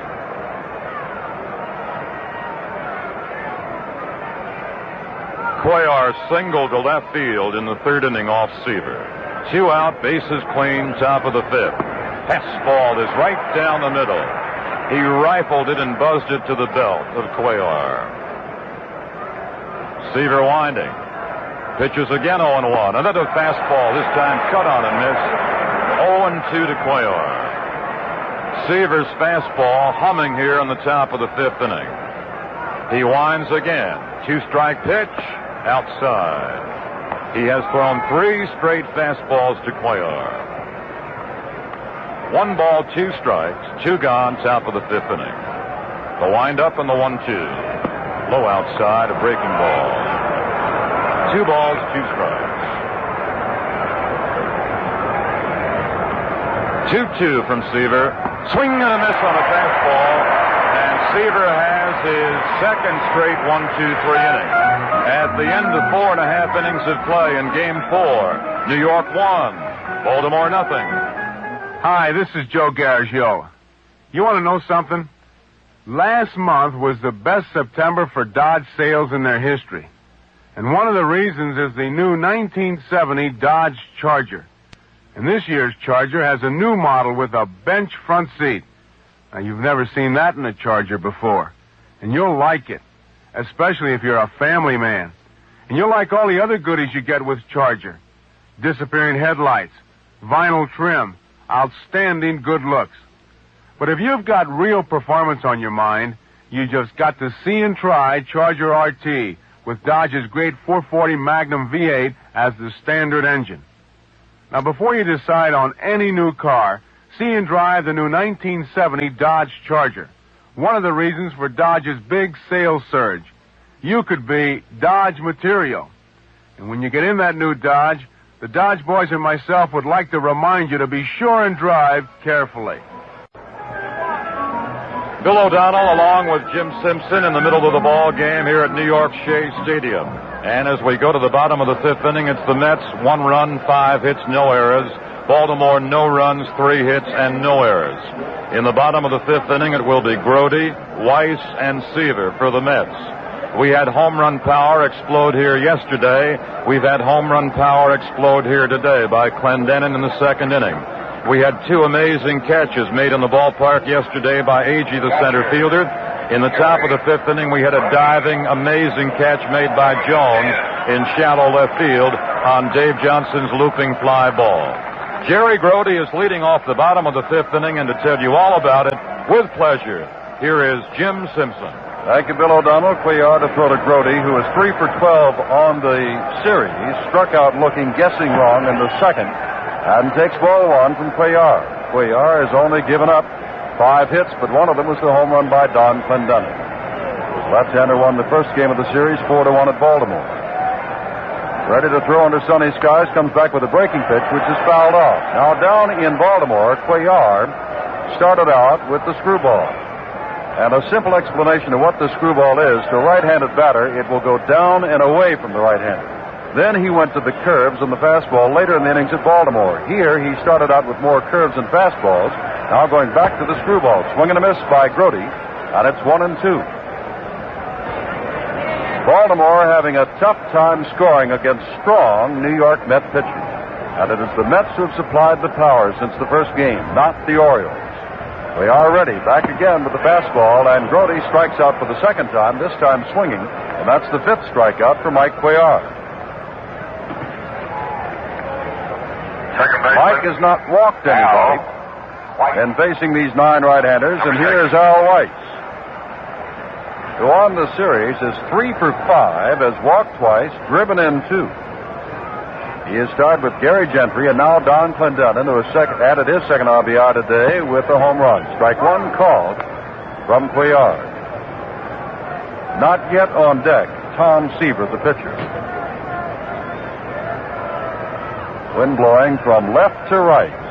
Cuellar taking a long time, looking at his catcher. Hendricks is now ready and throws. Ground ball between the third baseman and shortstop, fielded by Buford, and Al Weiss is now 4 for 6 on the series, and 2 for 2 in this game. Pitcher, Tom Seaver, number 41. That's the second time as Seaver comes up. In the last 2 innings that Cuellar has had a man 0-2. He had Svoboda 0-2 in the 4th, and Weiss 0-2 here in the 5th, and both times made his pitches a little too good and gave up the base hit. Seaver was called out bunting foul for the 3rd strike in the 3rd. Failing to move the runner over, he'll try to do it again. Robinson coming in, bunts the ball foul behind the plate, as both Boog Powell and Brooks Robinson charging from 1st and 3rd. And a game such as this, and the ones that we've seen lately, in which Baltimore, after getting 4 runs on Saturday, got only 1 on Sunday, none yesterday, have none today. A second run for the Mets, a big second run, and for the Orioles, they cannot afford to give it up. A 1-strike pitch. Seaver standing there as though to swing, and will swing, but the ball is off the corner outside. It's 1-1. Steps out and looks down to Eddie Yost again, the third base coach. Yogi Berra at first. Shag Crawford, the National League umpire behind the plate, threw out manager Earl Weaver of Baltimore back in the 3rd inning. Nobody can remember if a manager's ever been thrown out of a series game before. And it was a quick thump. 1-1. Seaver still to swing. The Belanger has a chance for the double play. Scoops it to Johnson. Johnson back to first. 2 down and no run. 1 hit, no errors, and none left. And at the end of 5, the Mets still lead 1-0. Cleveland on the field with some baseball greats, finding out what kind of people use which kind of right guard. First, Ricky Llewellyn, who uses right guard antiperspirant. Rick, tell us about your great groundskeeping team. Well, our primary role is protecting the infield from rain and precipitation. How? By covering it with a tarpaulin. And I'm proud that our crew broke the record for covering an infield with a tarp. 20 seconds in a raging downpour. Congratulations. Well, they had a lot of desire in spring training. They worked hard. And we're able to put it all together this year. About right guard, Rick. See, wetness is my mortal enemy. That's why I employ right guard antiperspirant. It helps keep me dry and stops odor so they don't offend the guys. Like Tex here, the best little foul line painter in the majors. Thanks, Rick. I'm a right guard regular man. It tops the league in odor protection. One shot of right guard regular keeps me fresh all day, letting me concentrate on foul lines so straight I often get applause. Two kinds of people, two kinds of right guard. Wally, meet Chuck from the top crew. He's had a great year despite being hobbled by a muscle pull. Along with Jim Simpson, Bill O'Donnell back with you at New York Shea Stadium. The Mets are ahead in Game 4 by a score of 1-0. When Jim and I were offering our pregame comments, both about today's game and also a little bit about the history of the first 3 games of this series, we chatted about how effective the Mets pitching had been against the power fellows in the Orioles' attack, namely Blair, Frank Robinson, Brooks Robinson, and Powell. After the first 5 innings of this 4th game, coupled with the first 3 ball games, Met pitching has held the likes of Blair, the 2 Robinsons, and Powell now to only 7 base hits in 52 at-bats. Buford to lead off the top of the 6th inning. And to tell you all about it, Jim Simpson again. Don Buford is 2 for 13 on the series. Got his 2 hits in the first game. The first one, a home run on the second pitch he saw. Also a double in that same game. And Buford 0 for 2 today. Was caught looking on a changeup curve. Hit a vicious ball into the ground to the right side of the plate, but Clendenin went high to glove it and throw on to second to pull the force on Cuellar back in the 3rd inning. 0 for 2 today, and takes a breaking pitch that's too high, and it's ball 1. Buford to be followed by Paul Blair and Frank Robinson. As the Orioles are looking for runs, and Seaver's very tough, back with a fastball, and Buford swings on and misses. Strike 1, 1-1. Jim Palmer, yesterday's loser, is a winner today. Happy birthday to the Baltimore pitcher, who is 24.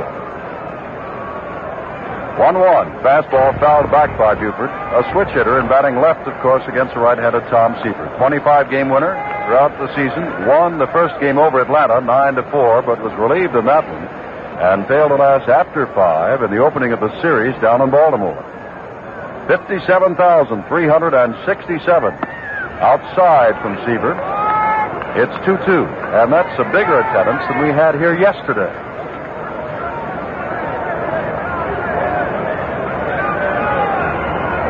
Seaver ready, ground ball, Clendenin backing on it. Seaver over to cover, the other-handed throw, and the play at first. And Buford is out.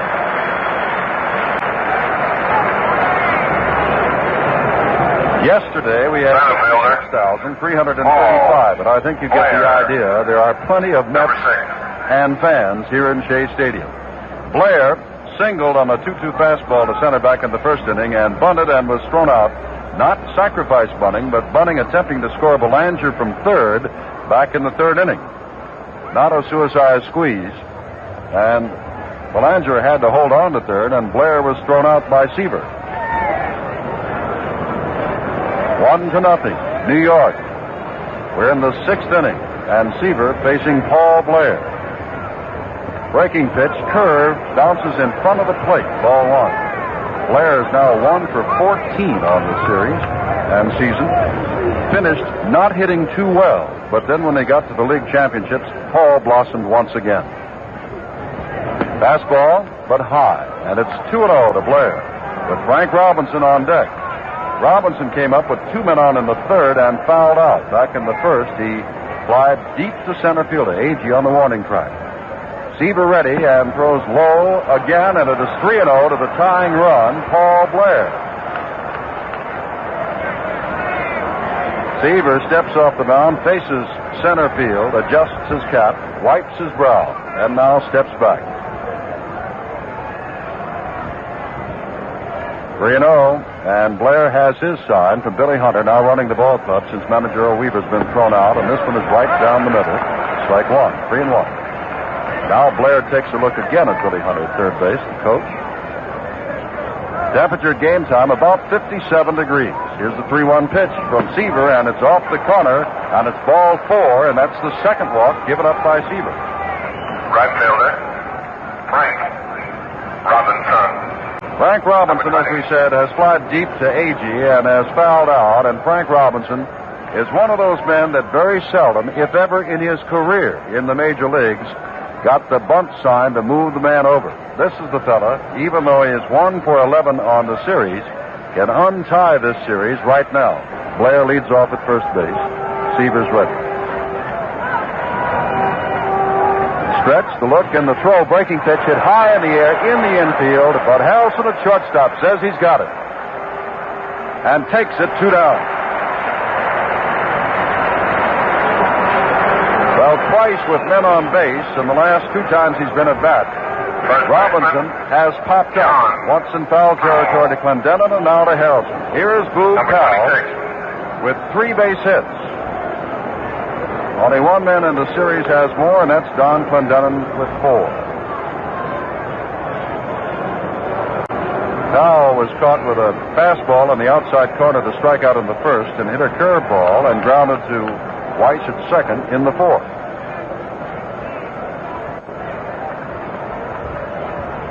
Boog had 37 home runs during the regular season and a monumental 121 RBIs. 3 for 13 in the series. Seaver ready, throws way outside, ball 1.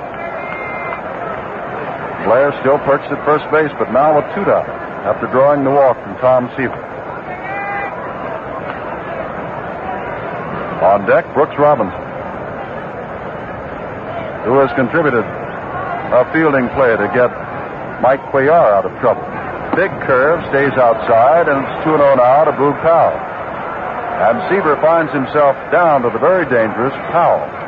Big, strong, 240-pound left-handed hitter.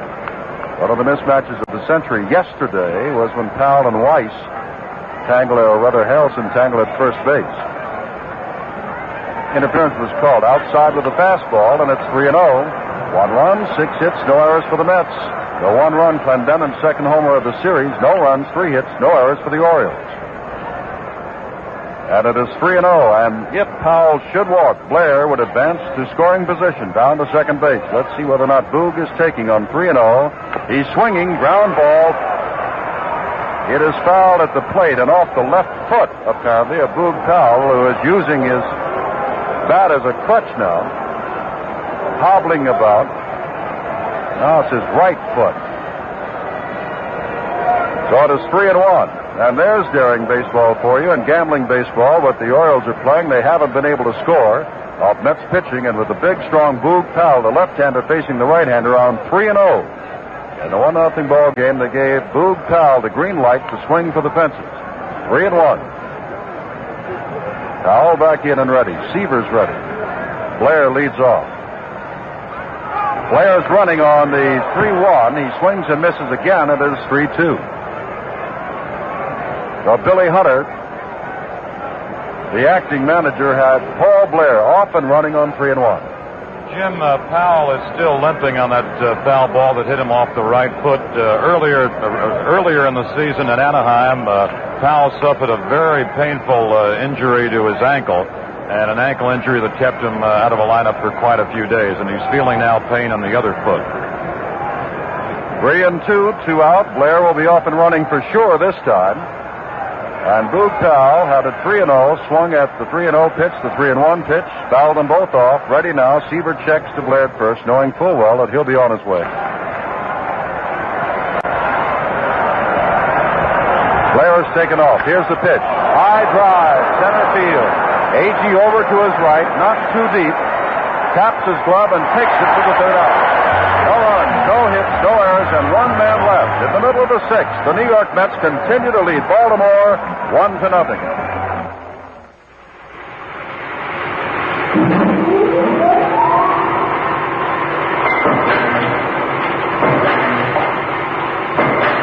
When a company buys an expensive new piece of equipment to improve production, it can be buying an expensive new source of accidents, too. That's why it's always a good idea to bring in a man from the Hartford. The Hartford has over 200 loss control specialists on call at any time for any of its customers to help them set up control measures and programs for safe operation of machinery and daily activities. At the Hartford, we know it's possible to prevent most accidents before they happen because we have respect for the equipment and even more for the men behind it. Insurance by the Hartford. We try to keep things simple.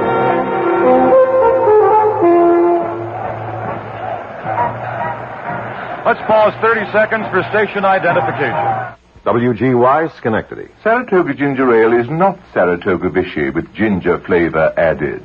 We're not sure where that rumor got started, though we have our ideas. In any event, what Saratoga ginger ale is a quite unusual, delicious drink with its own identity altogether. It's gingery without being snappish, mellow without being gooey, altogether luscious. But then the Saratoga people do everything in good taste. Jim Simpson with Bill O'Donnell, and Tommy Agee swings on the first pitch. Brooks Robinson comes to his left and has plenty of time to throw him out, and there's one out in the Mets' sixth inning of this 1-0 ball game.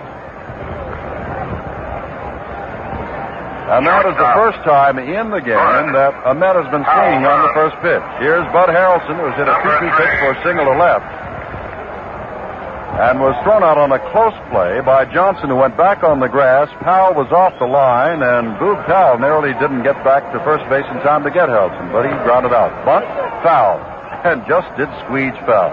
Speaking of the Orioles, who wound up the year as a team hitting .265 with 779 runs, 175 home runs. Be advised, they've scoreless against Mets pitching in the last 17 innings. They've had only one run in the last 28 innings this year.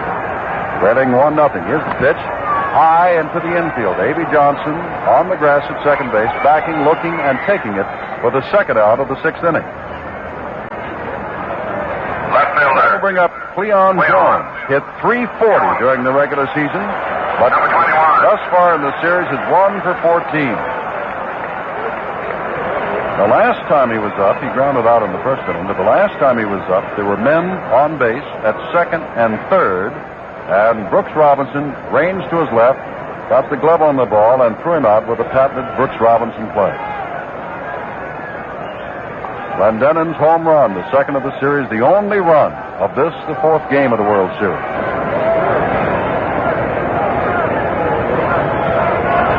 Cuellar in the first game gave up 6 hits.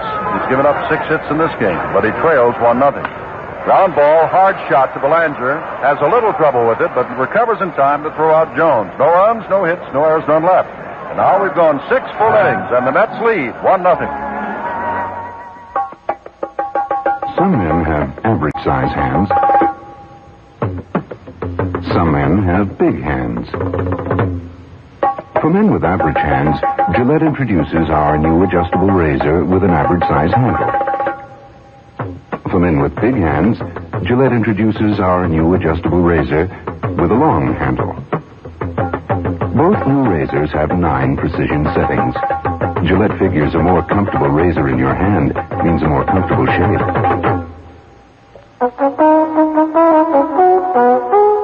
You can take Salem out of the country, but you can't take the country out of Salem. Salem, the taste that's country soft, country fresh, wherever you light up. So take a puff. It is springtime. You can take Salem out of the country, but you can't take the country out of Salem. Bill O'Donnell along with Jim Simpson and our very able producer Len Dillon. 6 inning totals, 1 run, 6 hits, no errors for the Mets, no runs, 3 hits, no errors for the Orioles. And here's the equally able Jim Simpson. Thank you, Bill. Here's Brooks Robinson to lead it off in the 7th inning. Time running out for the Orioles, but they trail 1-0. Brooks Robinson 1 for 14. And Seaver ready, throws him a breaking pitch outside and low. It's ball 1. Brooks, back in the second inning, hit a hard shot on one hop to Harrelson, who threw him out. And then Ed Charles caught his foul ball. And here's another pop foul, but this one, I believe, will be out of play. Grody is in, and it drops very deep in the stands behind home plate. Ed Charles caught his foul ball in the fourth inning down near the tarp in left field. Brooks, upon hitting the foul, never left the batter's box, is standing there even now, although Grody has not gotten back to his catching position, swinging the bat, feet planted, staring out at Tom Seaver. This a big game for the Mets, naturally, to go out in front 3-1, but for the Orioles, who would like to even it up. Fastball is outside, and it's 2-1 to Robinson. And the Orioles only need a run. But Robinson, Powell, Frank Robinson, Paul Blair have not been producing in this series. Seaver ready. And throws. Fouled again. It'll make the seats again, and it's 2-2. Brooks was 7 for 14 against Minnesota in those league championships. And one game was 4 for 5. That was the first game. Which Baltimore went 13 innings to win. A thriller. Here's the 2-2 pitch from Seaver. Ground ball. Charles charges in, takes it on the second hop, throws on, and Robinson is out. Here is Ellie Hendricks. Walked on the 3-2 pitch and grounded out in the fourth inning. Dick Hall now up and throwing, and if Baltimore gets something going, perhaps that will be all for Mike Cuellar. But thus far, Baltimore's not been able to get anything going. Hendricks has home run power, 12 on the year. Tommy Agee is right in right center field now, where he was yesterday when Hendricks went to left center, and Agee made the first of his two great catches. Tommy says the one off Hendricks was his best. Fouled back, and it's strike one. Hendricks now 1 for 8 on the series. Tall left-handed catcher, and he and Andy Etchebarren are the only changes that manager Earl Weaver makes in his lineup, depending on whether they're facing a left-hander or right-hander. Seaver ready with a strike one pitch.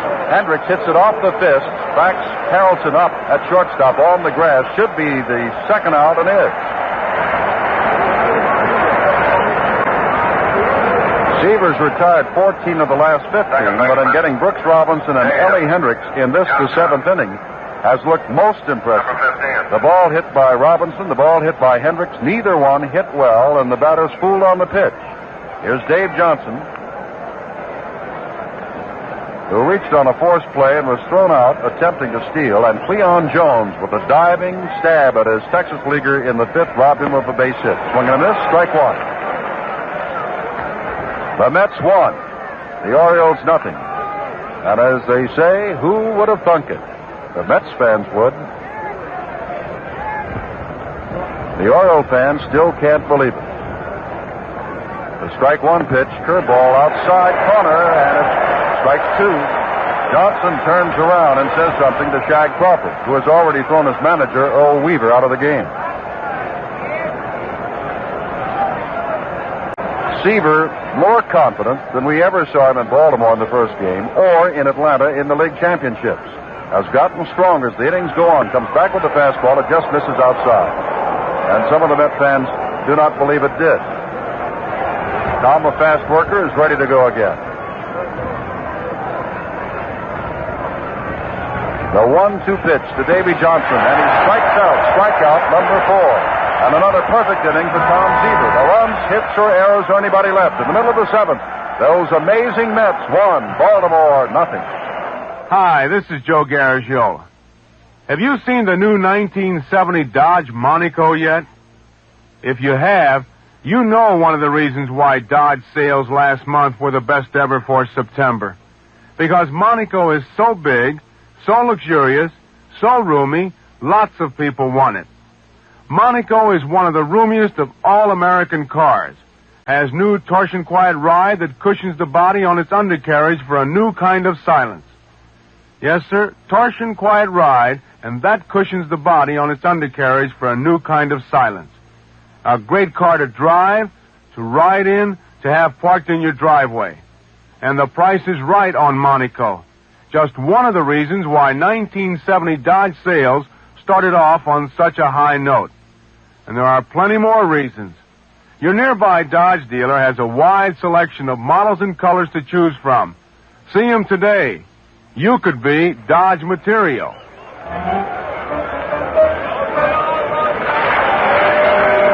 Well, the Mets are now coming up in the bottom of the 7th inning, and let's go downstairs to Tony Kubek. Baseball's all-time great, Stan Musial. Stanley, that fever looks like he's getting loosened up. Yes, he is. His control is a lot better now. He's throwing much harder, so he's pitching very well. Stan Musial, thank you so much. I appreciate you coming on for this short period. Very good. Fine. Thank you very much. Clendenon takes a big cut at the first pitch and misses. And it's Don's second home run of the series on a 3-2 pitch over the 358-foot mark in left field. That is the only run of the ball game. Right back, another swing and a miss. Last time up, Clendenon was called out on strikes on a screwball on the outside corner. 2 strikes to him to be followed by Ron Swoboda and Ed Charles in this 1-0 ball game. The Mets lead. And you can hear in the background the Met fans. We are ready. Throws. Foul ball off to the right. Powell gives chase for only a couple of steps and then sees it fall into the seats. Strike 2 to Clendenon. The Mets have used their 9 right-hander lineup for the 3rd time in the series. They lost the first game to Cuellar with it. They won the second, and they're winning this one. Ground ball right back to Cuellar, who can take all the time in the world and does to throw at Clendenon for the first out. Right fielder. The Mets' pitching has been tremendous, but then so has Baltimore's pitching.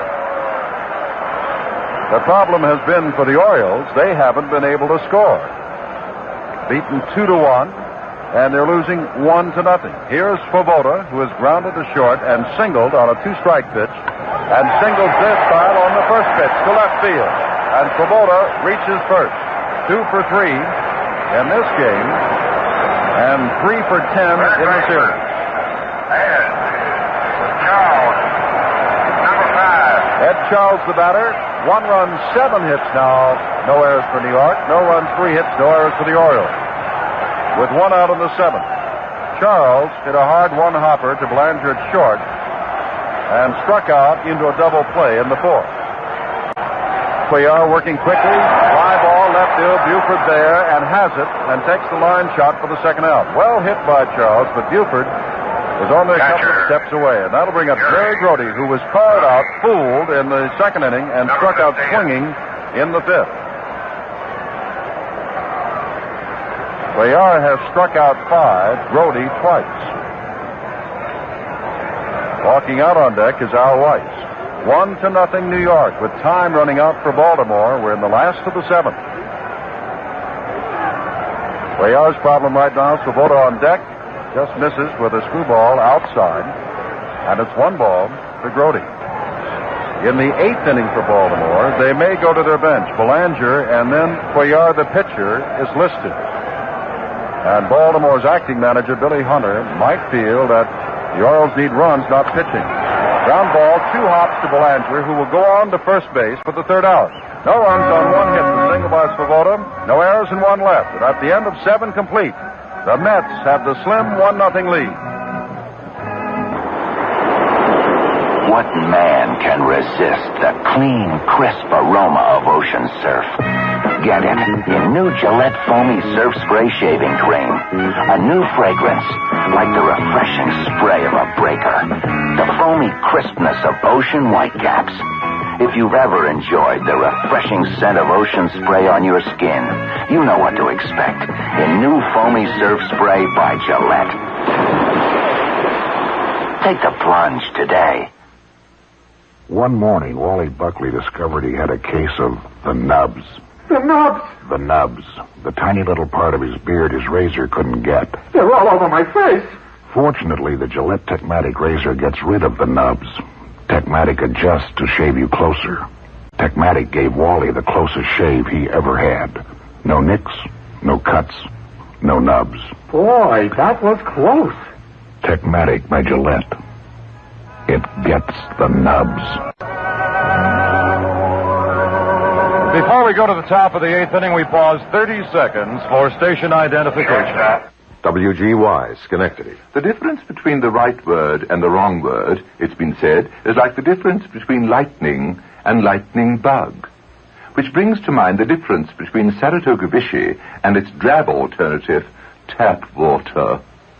It's a choice between a unique, fascinating mixer or the same lackluster liquid with which one washes automobiles and oneself.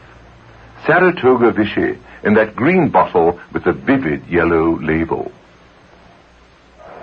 From New York Shea Stadium, Jim Simpson with Bill O'Donnell, top of the 8th inning. The Orioles trail 1-0. Mark Belanger will lead it off, and Dave May, who batted for and walked for Jim Palmer in the 7th of yesterday's ball game, is on deck and will bat for Mike Cuellar, who's all through for the day. Seaver ready to throw to Belanger, who swings and fouls the ball at the plate.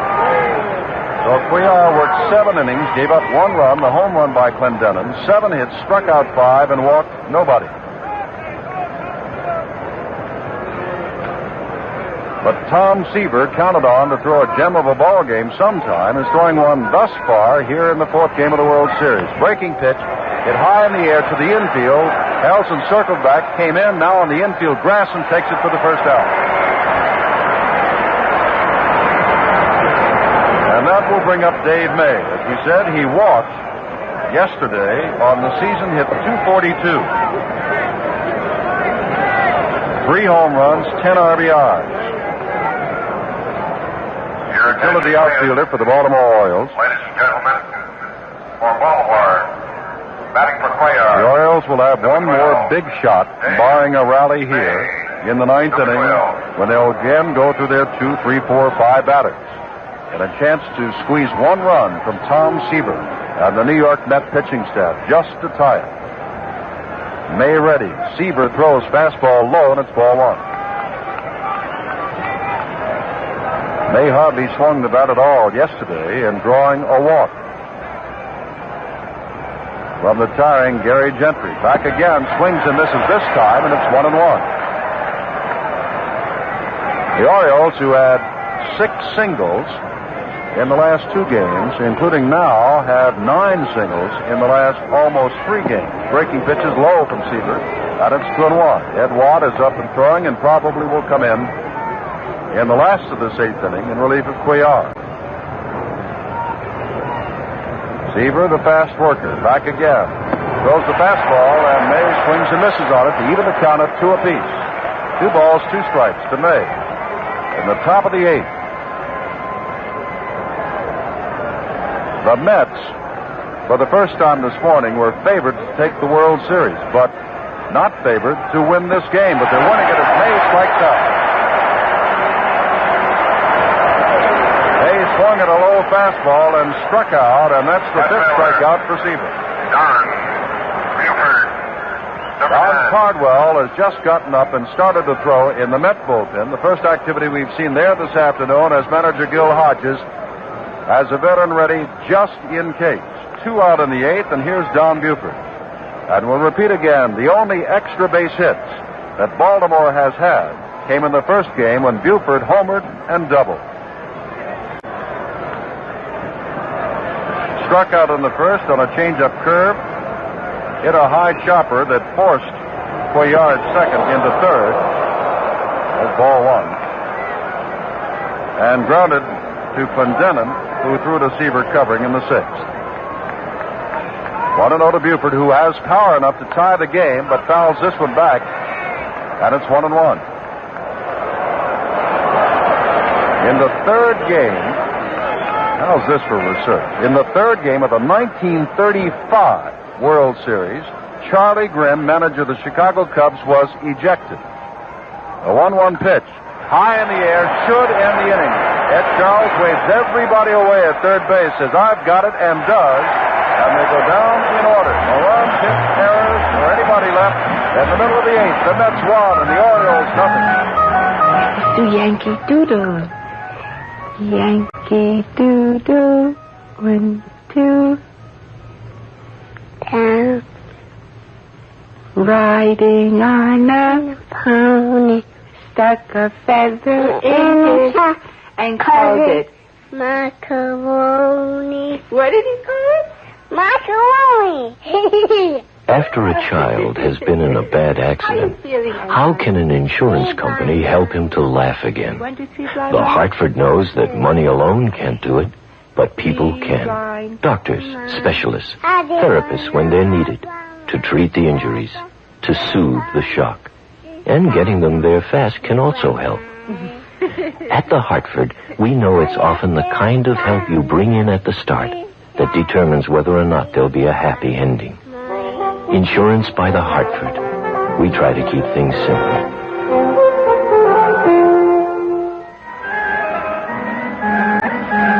Along with Jim Simpson, Bill O'Donnell back with you at New York Shea Stadium, and when the Mets come to bat here in the bottom of the 8th inning, they will face right-handed Baltimore reliever Eddie Watt. Watt made more trips out of the Oriole bullpen during 1969 than anybody else.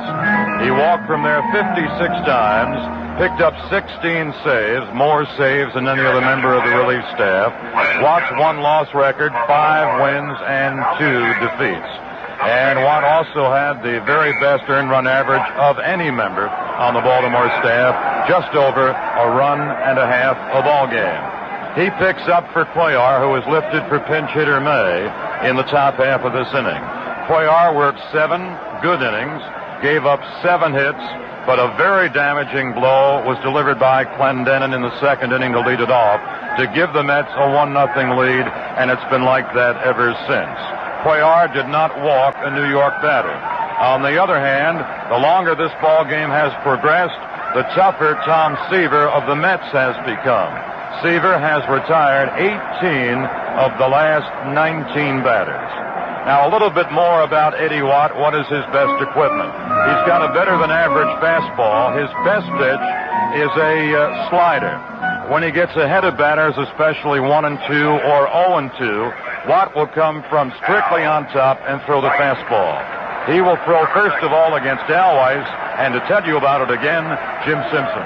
Here's Al Weiss, 2 for 4 before today, but 2 for 2 for the day. 4 for 6 on the series, 3 walks, and a couple of RBIs. And for a .215 hitter, as we keep emphasizing, that's a pretty good series for anybody. Watt ready for his first pitch in World Series play of 1969. Strike on the outside corner. Al Weiss with Tom Seaver kneeling on deck with the jacket on. 1-0, New York. The Orioles have one more chance. Curveball hit high in the air. Buford glasses down, started back, now trots in and takes it for the first out. And here comes Tom Seaver. Seaver, number 41.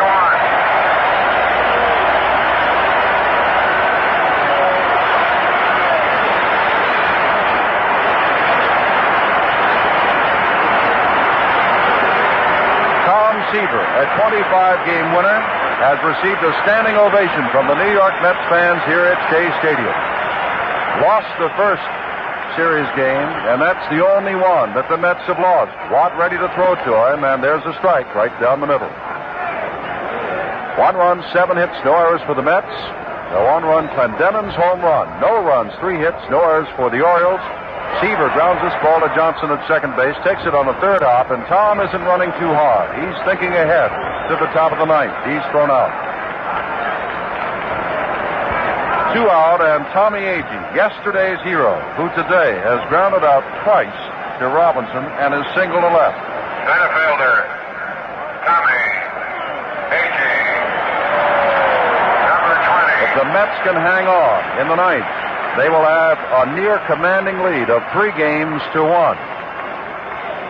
And Baltimore would have to win the remaining 3 to take the series. New York would only have to win 1 of 3, but the game isn't over yet.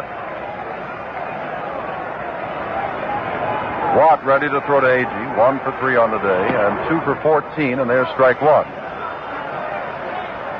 Blair, Frank Robinson, and Boog Powell, and that's it. That's the heart of the Baltimore offense coming up in the 9th inning. So Seaver's not out of the woods yet. Inside,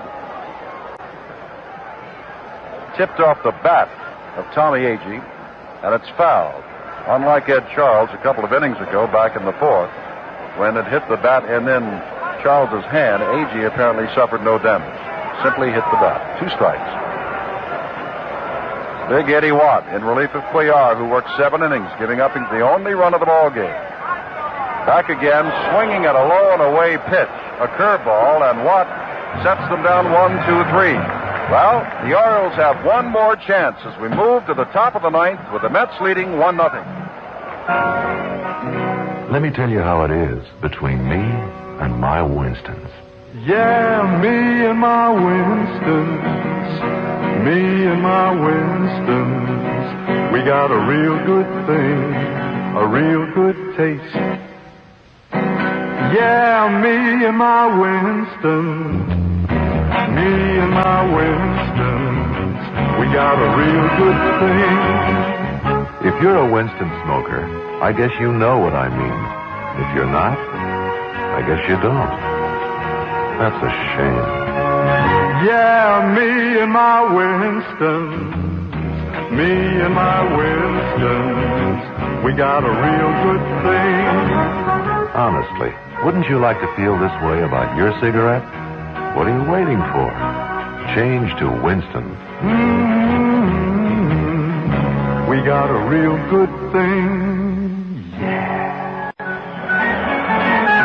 This is Bill O'Donnell together with Jim Simpson, and the Mets are leading 1-0 going to the top of the ninth inning in Game 4 of the World Series. The Mets lead 2 games to 1. Yesterday, Gentry and Ryan shut out the Orioles. Seaver has shut out Baltimore today for 8 innings. He'll go against Blair, Frank Robinson, and Powell in the top of the ninth. Jim Simpson? All right, Bill O'Donnell, and Seaver ready for his first pitch to Blair, who has walked and singled and takes a strike. And a hard slider on the outside corner. In regular season play, Baltimore was shut out 8 times, never twice in a row, as they're in danger of being here in the 1969 World Series. The last 19 innings against Mets pitching, they have not scored. Blair, who is 2 for 14, takes another strike, almost offered at it, but held back, and it's strike 2, and Seaver is quickly ahead. Don Clendenin is really whooping it up at first base. Charging in on every pitch, now going back to guard the line. Outside, Clendenin at the right field line and back of first base, and Charles at third base, very close to the line. The single, they will give up. The extra base hit, they don't want to give up. Seaver ready for the 1-2 pitch. Fastball, hit out to right field. Over comes Swoboda, getting a late break on the ball, but he's there now. Tops the glove and has it. One out as Tug McGraw and Ron Taylor, a left-hander and right-hander, work for the Mets in the bullpen, just in case Seaver should falter. Right fielder, Mike. Since he walked Blair back in the 6th inning, there has not been a base runner. 9 men in a row since then. Here is Frank Robinson, who has flied very deep to Agee and has fouled out and popped up and has only had 1 hit in the series. And Robinson does not offer the fastball, low and away, ball 1. Robinson and Powell to follow, as Blair, who has already gone down on a fly ball to Swoboda, can tie this game with a swing of their bats. They are powerful. Robinson hit 32 home runs during the regular season. Seaver throws, accidentally fouled into the stands. It's 1-1. Powell to follow, hit 37 home runs during the regular season. Jerry Koosman, winner Sunday, a left-hander against Dave McNally, a loser Sunday, a left-hander. Tomorrow's matchups in the 5th game of the World Series. We'll be on the air at 12:45 Eastern Time. Seaver backing, high and inside with a hard one, and it's 2-1 to Robinson. As in the case with Blair, so it is with Robinson, so it will be with Powell. Clendenin and Charles are hugging the lines. They're playing Robinson straight away and very deep. Tom Seaver looking for his first series win and his most effective performance since the season end. Foul back. The season ended with Seaver winning 10 in a row. He also won at Atlanta, but was not impressive, and then lost in Baltimore last Saturday. But he looks impressive. He looks like a 25-game winner this afternoon. And is 2 outs away from giving the Mets a commanding lead in the series. 2-2 the pitch. High in the air, and I believe it'll make the seats foul. Brody comes over, looks up, and it's 10 rows in. And Robinson, remember, the last 2 times has popped out. To the first baseman, Clendenin, in foul territory, and to Harrelson. He's been hitting the ball high in the air since that deep fly to center field back in the first. Most valuable player in the National League and in the American League. The only one to do that. And facing Tom Seaver in a big game. Seaver comes back high inside, popped up, foul again. Grody comes back to the screen, looks, and it drops out of play. 5 rows deep. Robinson again hitting Seaver's balls into the air, high, popping them up. Robinson steps up. Seaver has a new ball, walks back to the mound. Boog Powell swinging that big bat while kneeling on deck off to the left. Powell furious after flying to center field on the 3-2 count back in the 6th after he had the count of 3-0. Seaver ready, 2-2. Drive, base hit into left field on a line drive. Down at Cleon Jones bobbles it, goes for it, and Robinson now holds up at first as Jones finally finds the handle and throws into the cutoff man. But the tying run is on base. And big Boog Powell is the batter. That's just the 4th hit of Seaver. And I'm sure you'll recall that at Baltimore, down a run in the 9th inning of the first league championship game, Boog Powell came to bat and hit the home run that tied it up, sent it into extra innings, and Baltimore won that game over Minnesota in impressive fashion, 3-2. Seaver has been talking to Clendenin, who again trotted over. Tug McGraw, the left-hander, Ron Taylor, the right-hander, continue to warm for the New York Mets. Powell, not only trying to tie this game with one swing, could win it. That's how tense the situation is, and he fouls the first one back, taking a big cut. Strike one. 1 out in the 9th, 1-0 New York. Baltimore, its last chance with 1 out, and Robinson at first. It is Boog Powell who is taking his time, not Seaver on the mound. Powell is back in, Seaver is ready. Here's a pitch, a curveball, grounded over the glove of Clendenin, base hit.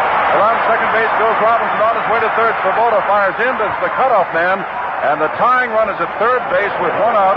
The Orioles have runners at the corner. That's the 5th hit. And Seaver finds himself in trouble with a dangerous Brooks Robinson, a 23 home run hitter during the season, 84 RBIs at the plate. Clendenin comes over, Grody marches out, a double play, and Robinson is slow, as is Powell. Number 5. Can get the Mets out of it. And now Gil Hodges walks slowly out. But if Robinson should hit the ball out of the infield, Brooks Robinson, Frank Robinson, has the speed and the cunning to score from third base. Gil Hodges, a New York writer wrote a column about Gil the other day in that big game that Koosman pitched and won in Baltimore, how Gil could remain so calm, so cool, so collected. He simply walks out, says a few words, Seaver nods in understanding, Hodges walks back, Grody marches back behind the plate. And Brooks Robinson steps in. A ball to the outfield could tie it. McGraw and Taylor continue to throw. In the Met bullpen, 1-0 the score. The Mets. We are in the 9th with 1 out. Boog Powell has come up with his 4th hit of this series, and it's his biggest thus far. The infield at double play depth. They'll go to... There's a ball hit to the outfield. Robinson playing it safe. Coronet makes the dive. He's got it. Here comes Robinson in to the plate. He scores. Tie ball game. Svoboda made a tremendous catch. Had it gotten by him, Powell might have scored all the way from first base. Instead, they're 2 out, but the game is tied 1-1.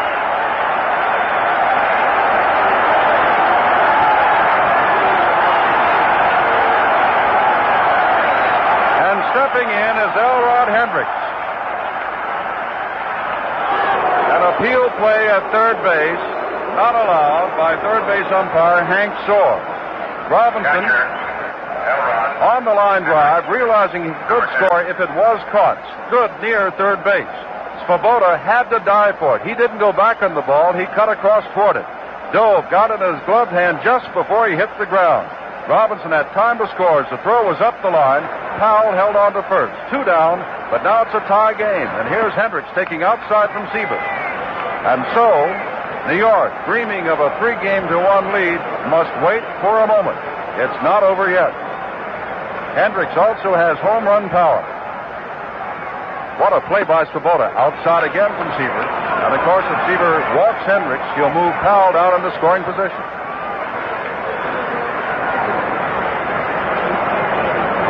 Since game 2, the Orioles have scored 2 runs, and Brooks Robinson has driven them both in. Another pitch. Long drive down the line. Hooking. And it is foul ball, but it is in the seats in the first deck. And Powell will have to come back. And Seaver was a couple of feet away from being behind 3-1 in the ninth. Yesterday, Buford hit one down the left field line. That would have brought Baltimore closer. Gil Hodges remains seated, hands in jacket, chewing gum on the bench. And he's got to be blinking at that. Seaver ready again. 2-1 the pitch. Low to Hendricks.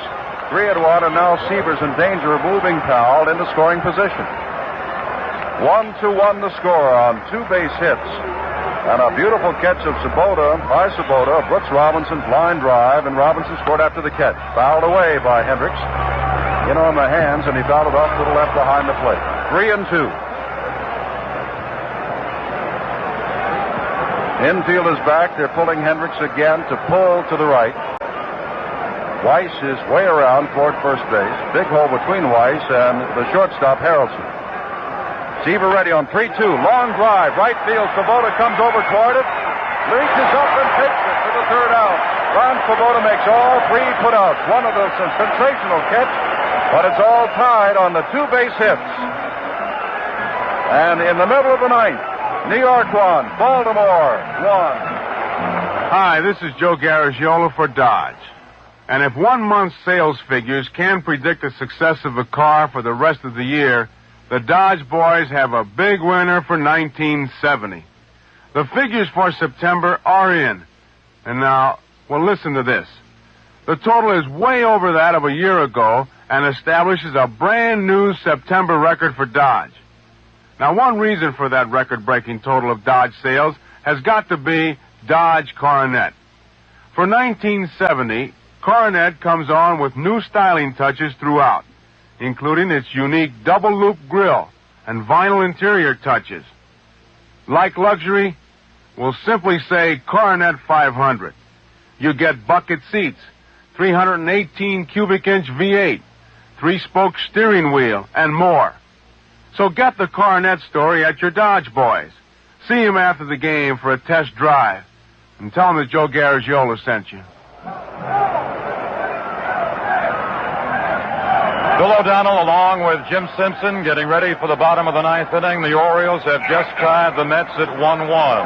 And for the Mets in the bottom of the ninth inning, it'll be their 2, 3, and 4 batters. Harrelson, Jones, and Clendenin against the right-hander reliever Eddie Watt, who's set down the side in order in the bottom of the 8th inning in relief for Cuellar. Harrelson stepping in, and right with him, Jim Simpson.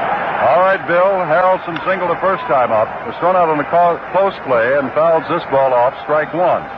It's all up to Eddie Watt now. Tie ball game, last of the ninth, with the Mets having the 2, 3, 4 hitters coming up, including Cleon Jones, who's overdue, and Don Clendenin, who has hit a home run.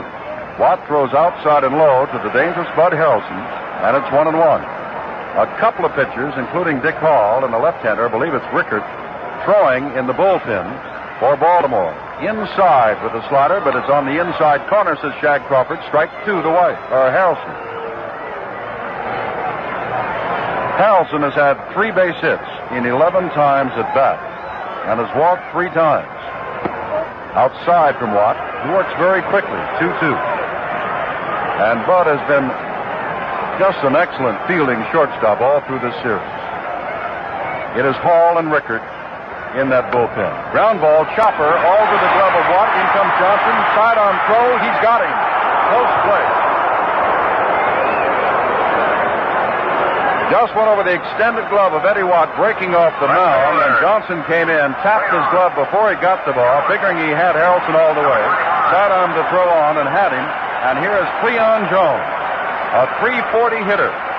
During the regular season, we will emphasize again, but 1 for 15 in this the World Series. We said something like that about Frank Robinson in the top of the ninth inning, and Robinson came up with his second hit and scored the tying run.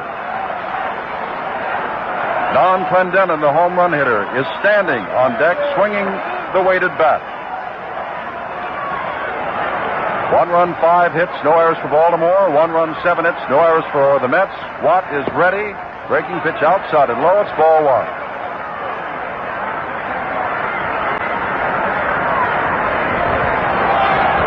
This is the second inning that Eddie Watt has worked in this World Series. Another breaking pitch, and this misses also. And a check of the record shows that Watt never went more than 3 innings all year long. He is the short man of the Orioles relief corps.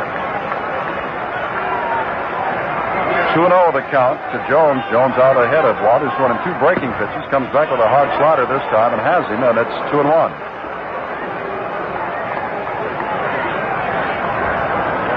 Now the Met fans calming for the moment. They've seen their dreams of a third consecutive win go by the boards for the moment as Baltimore's tied it up. It's 1-1 in the last of the ninth. Ground ball. Robinson comes over beyond his glove. Base hit. And Cleon Jones has delivered just as Frank Robinson did with his second hit of the series. And so the go-ahead, the winning run is on at first base. And Don Clendenin the batter.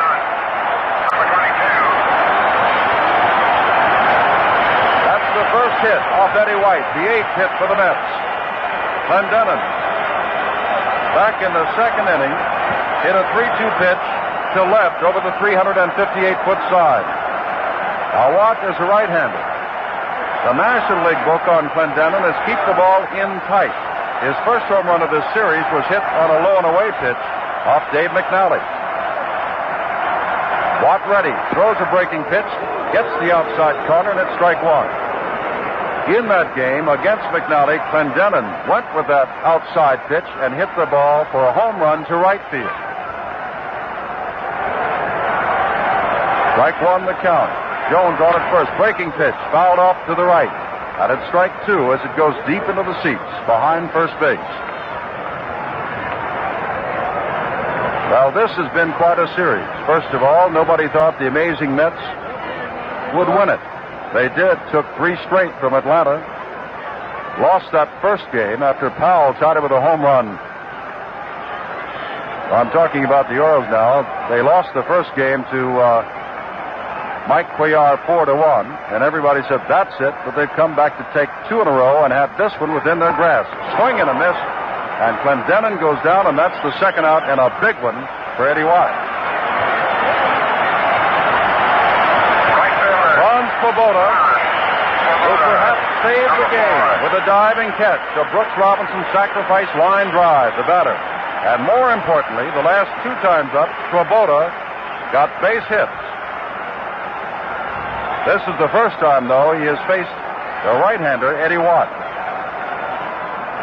Swoboda has power, can hit the home run. Watt throws him a breaking pitch, drive to right field. Swooping back was Robinson, now in on the dead run, has to tap the ball. And on the third base goes the runner, Cleon Jones, and now with 2 outs, New York has runners at the corners.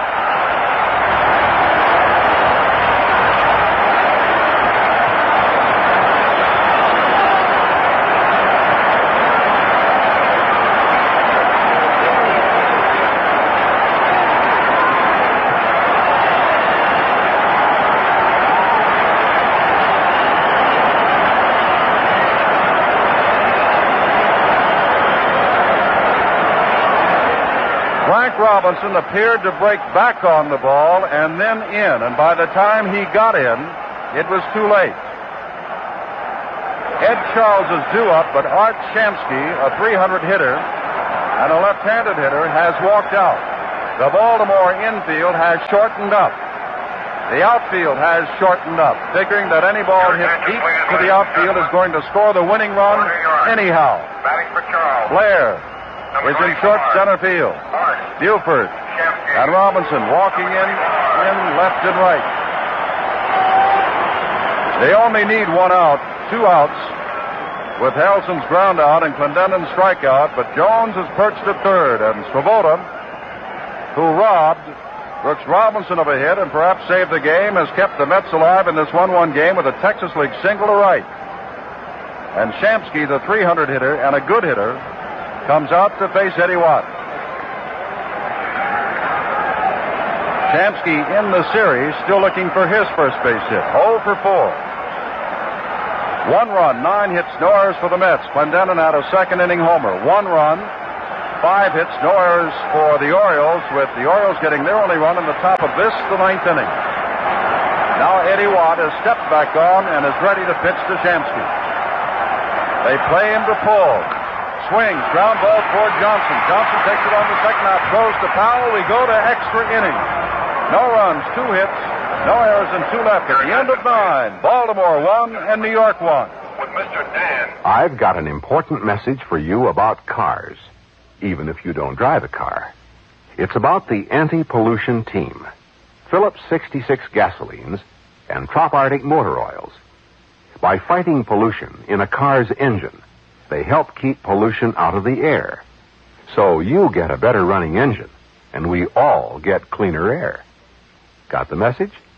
Now get the anti-pollution team, only from Phillips 66, where it's performance that counts. Some men have average-size hands. Some men have big hands. For men with average hands, Gillette introduces our new adjustable razor with an average-size handle. For men with big hands, Gillette introduces our new adjustable razor with a long handle. Both new razors have 9 precision settings. Gillette figures a more comfortable razor in your hand means a more comfortable shave. From Shea Stadium in New York, an excited and capacity-filled 57,367 looking on at the first extra-inning World Series game since the 5th game of 1964, when the Cardinals, across town at Yankee Stadium, beat the Yankees 5-2 in 10 innings. The Orioles fighting back, and had they lost this game 1-0 to the Mets, they would have been down 3-1. Now they have a real chance to tie it and even the series at 2 games apiece. In the 10th inning, Wayne Garrett has gone on to third base to replace Ed Charles. And Dave Johnson, Mark Belanger, and a possible pinch hitter for the Orioles as we move to the 10th. And again, Bill O'Donnell. Thank you, Jim. And Severs pitched to Johnson. Right down the middle, he piped it for strike 1. Johnson is 0 for 3. Bounced into a force play. And Jones robbed him a base hit in the 5th inning. He also is struck out. A curve is slashed towards third, through the legs of Garrett, and it's rolling over into foul ground after it bounced fair. Holding at first base is Johnson. A one-hot smash right to the glove and between the legs of Garrett. It either touched the leg or the glove of Garrett and then rolled foul. So a base hit by Johnson through Garrett at third base to begin the top of the 10th inning. Garrett, as Jim told you, just came on to play third defensively for Charles, who was lifted for Shamsky as the pinch hitter in the bottom of the 9th inning. Here in the top of the 10th, Johnson aboard at first base and nobody out, and the batter is Mark Belanger. They've changed it now, and they have charged Garrett with an error. No base hit for Johnson. They pitch out. Johnson was not running. Belanger was squared to bunt. Take away the base hit given to Johnson and instead charge third baseman Garrett with an error. 1 strike is the count to Belanger. The look to first base by Seaver. Here he fires Belanger, who squares, bunts it up in the air and foul ground, and it's caught by the catcher Brody to the right of home plate, just about 10 feet to the right side. Belanger got his bat under a breaking ball from Seaver, foul popped it, and Grody squeezed it for the out.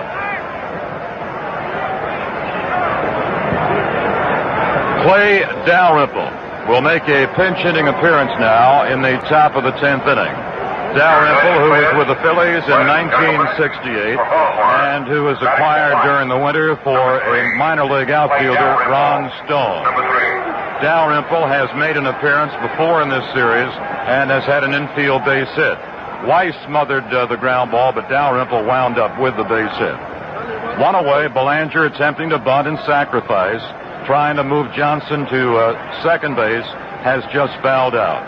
Dick Hall is working in the Oriole bullpen. Dalrymple bats from the left side, and Seaver throws him low, ball one.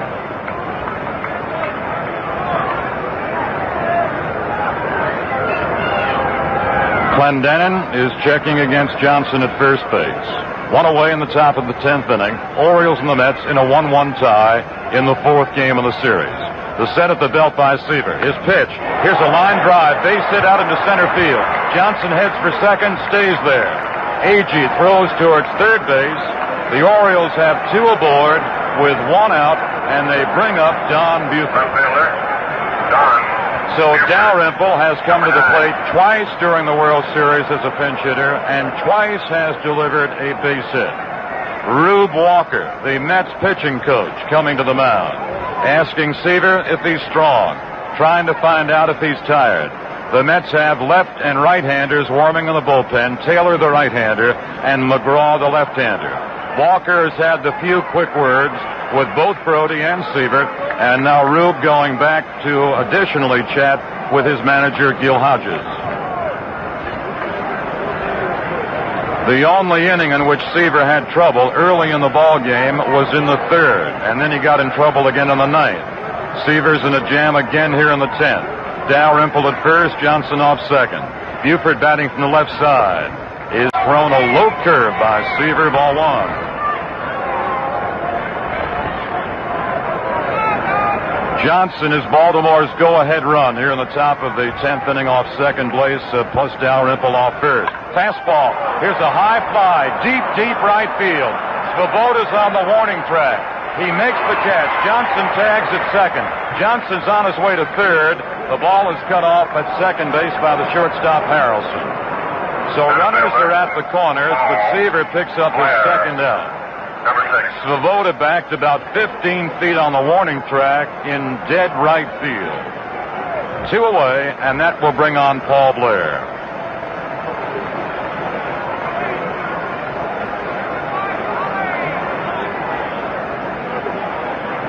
Blair has been a base runner twice against Seaver, with a single in the first inning, with a walk in the sixth inning. Blair has only 2 hits in this series. He's played tight at third, wide of the line by Garrett. Clendenin is holding against the runner at first base, Dalrymple. Johnson coming a couple of steps down the line at third. Seaver looks to third, checks over the other shoulder to first, throws, a swing and a big miss. Blair took as hard a rip as he could, and Seaver's ahead of him, 1 strike with 2 out and 2 on. Frank Robinson is on deck. Garrett bluffs Johnson back towards third. Dave leads off the bag. The pitch to Blair. Swings and misses again. Seaver reaching back for something extra and popping fastballs past Blair. 2 strikes to Blair. Dalrymple, the runner at first. Johnson is off third.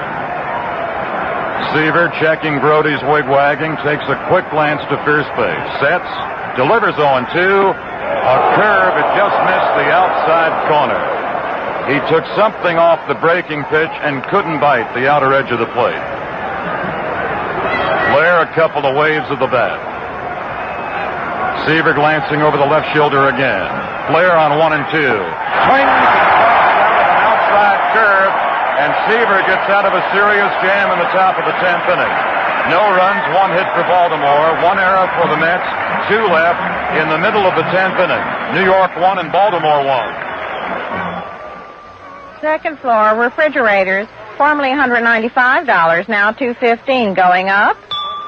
If you had a fire in your home today and had to replace everything, this is what you'd find when you went shopping. Third floor, living room sofas, formerly $210, now $225, going up. Basic things have gone up 5, 10, 20%. Then there's the cost of your house itself.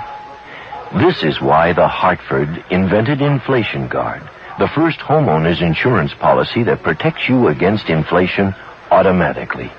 To keep up with rising replacement costs, the Hartford boosts the value of your policy every 3 months. 6th floor, rug, carpet. New Inflation Guard. The way prices are always going up, can you afford to be without it? Insurance by the Hartford. We try to keep things simple. We pause 30 seconds for station identification. WGY, Schenectady. Saratoga ginger ale is not Saratoga Vichy with ginger flavor added. We're not sure where that rumor got started, though we have our ideas. In any event, what Saratoga ginger ale is a quite unusual, delicious drink with its own identity altogether. It's gingery without being snappish, mellow without being gooey, altogether luscious. But then the Saratoga people do everything in good taste. From New York Shea Stadium, Jim Simpson with Bill O'Donnell. Big Dick Hall, 6'2½", a veteran of the major leagues and 39 years old, has come on to pitch. 5-2 on the year, fine earned run average of 1.91, and if you'll recall, Hall in that first game of the league championships was a hero in the series between the Orioles and Minnesota. This game is all tied at 1-1. And we are in the last of the 10th inning with Brody, Weiss, and Seaver listed to bat against Hall. Eddie Watt came on, pitched 2 innings, did not give up a run. The Mets have only 1, as do the Orioles. Gave up 2 hits and struck out 2 and was in trouble in the 9th inning until he got the pinch hitter, Art Shamsky, to bounce to Johnson to get him out of it. So now we're in the last of the 10th, and here's Jerry Grody and Bill O'Donnell. Dick Hall, during the regular season for the Orioles, made a total of 39 relief appearances, had an earned run average of less than 2 runs a game. He has outstanding control, and his statistics prove it. Only 9 walks in 66 innings of work. Pitching to the Mets and to Grody in the 10th. A foul straight back by Grody for strike 1. Hall has a sneaky slider and a sneaky fastball. He is not overpoweringly quick with the fastball. He's just sneaky quick. 1 strike delivery. He changes up and goes outside high. 1 ball and 1 strike.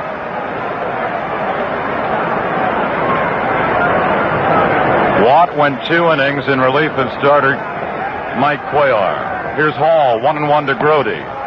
It's high and gets away from catcher Hendricks. 2 balls and 1 strike. Grody fanned twice against Cuellar, looking in the 2nd, swinging in the 5th, and rolled out in the 7th inning to short. Hauled into his windup, leaning forward and rearing back. Throws. Here's a high pop-up down the right field foul side. Johnson chasing, Powell chasing. They won't get to it. It's way down the right field side now to play in the seats. Paul had a new lease on baseball life for 1969 after being cut loose by the Phillies to become a free agent. 2-2 pitch. He's high and tight to make it 3-2. Paul did not have a contract when he went to spring training with Baltimore and Miami and pitched his way on the Baltimore staff to come back with the club and gain a contract. A pay pitch to Grody. Swings and it's a fly ball out into left field.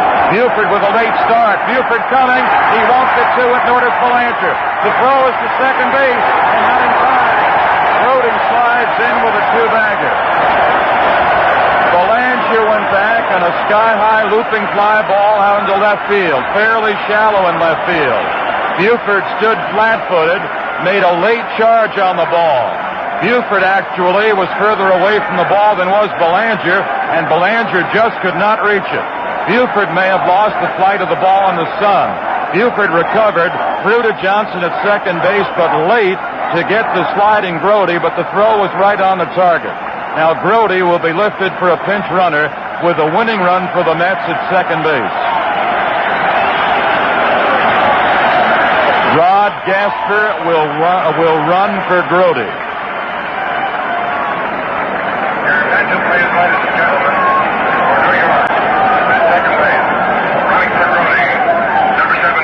nobody out in the bottom of the 10th inning.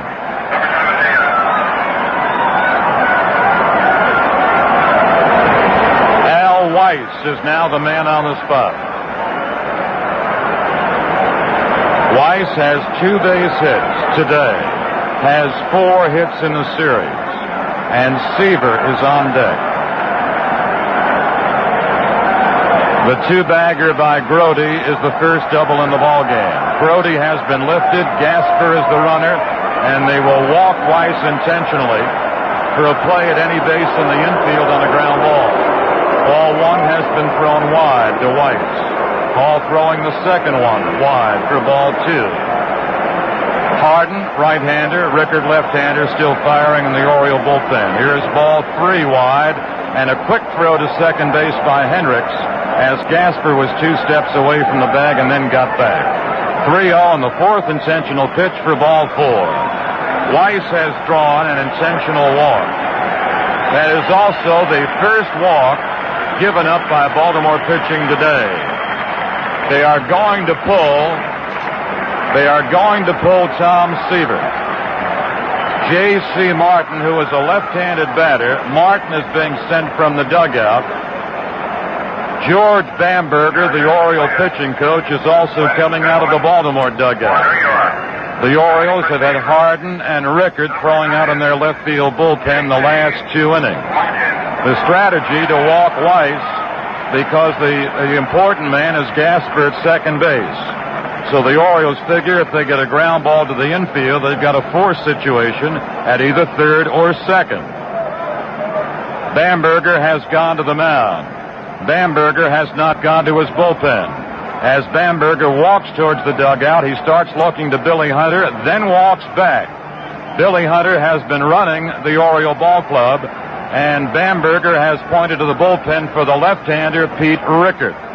Rickard and Watt are considered the co-captains of the Oriole bullpen. They are the late-inning relievers. Rickard, a former National Leaguer of many years ago who was with the Dodgers, then came to the American League with Washington, then came to the Orioles in the deal that Baltimore and Washington pulled off when Rickard was exchanged for Mike Epstein. Jim?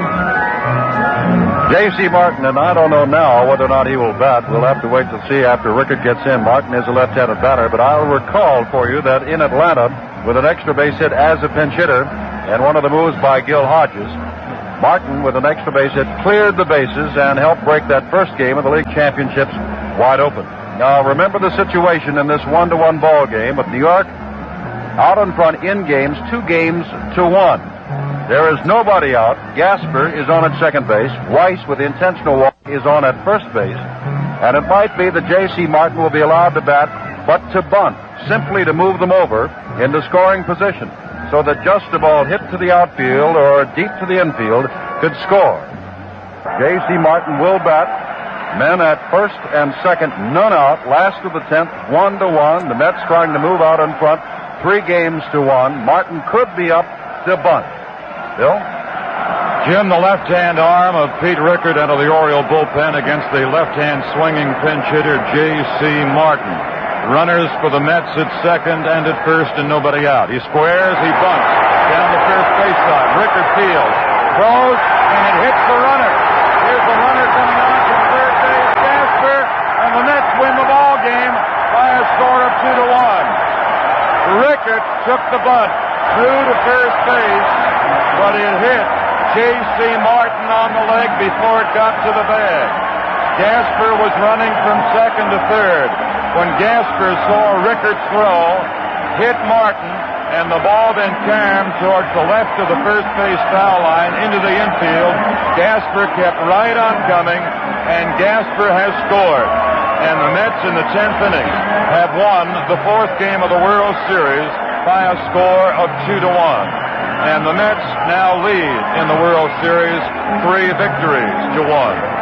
The final score of the 4th game of the World Series again, New York 2, Baltimore 1. Jim Simpson along with Bill O'Donnell, and wherever you are, overseas with our armed forces or in Latin or Central America, we hope that you will be with us tomorrow for the game between Baltimore and the New York Mets. Baltimore won the first game 4-1, but since then it's been all the Mets. 2-1 with Kuzman the winner. 5-0 with Gentry the winner yesterday, and Seaver winning in 10 innings, 2-1 today. Jim Simpson with Bill O'Donnell from Shea Stadium, New York. The Mets lead it 3-1. The final score once again in the fourth game of the World Series, New York 2, Baltimore 1 in 10 innings. This has been an NBC Radio Network production. Baseball is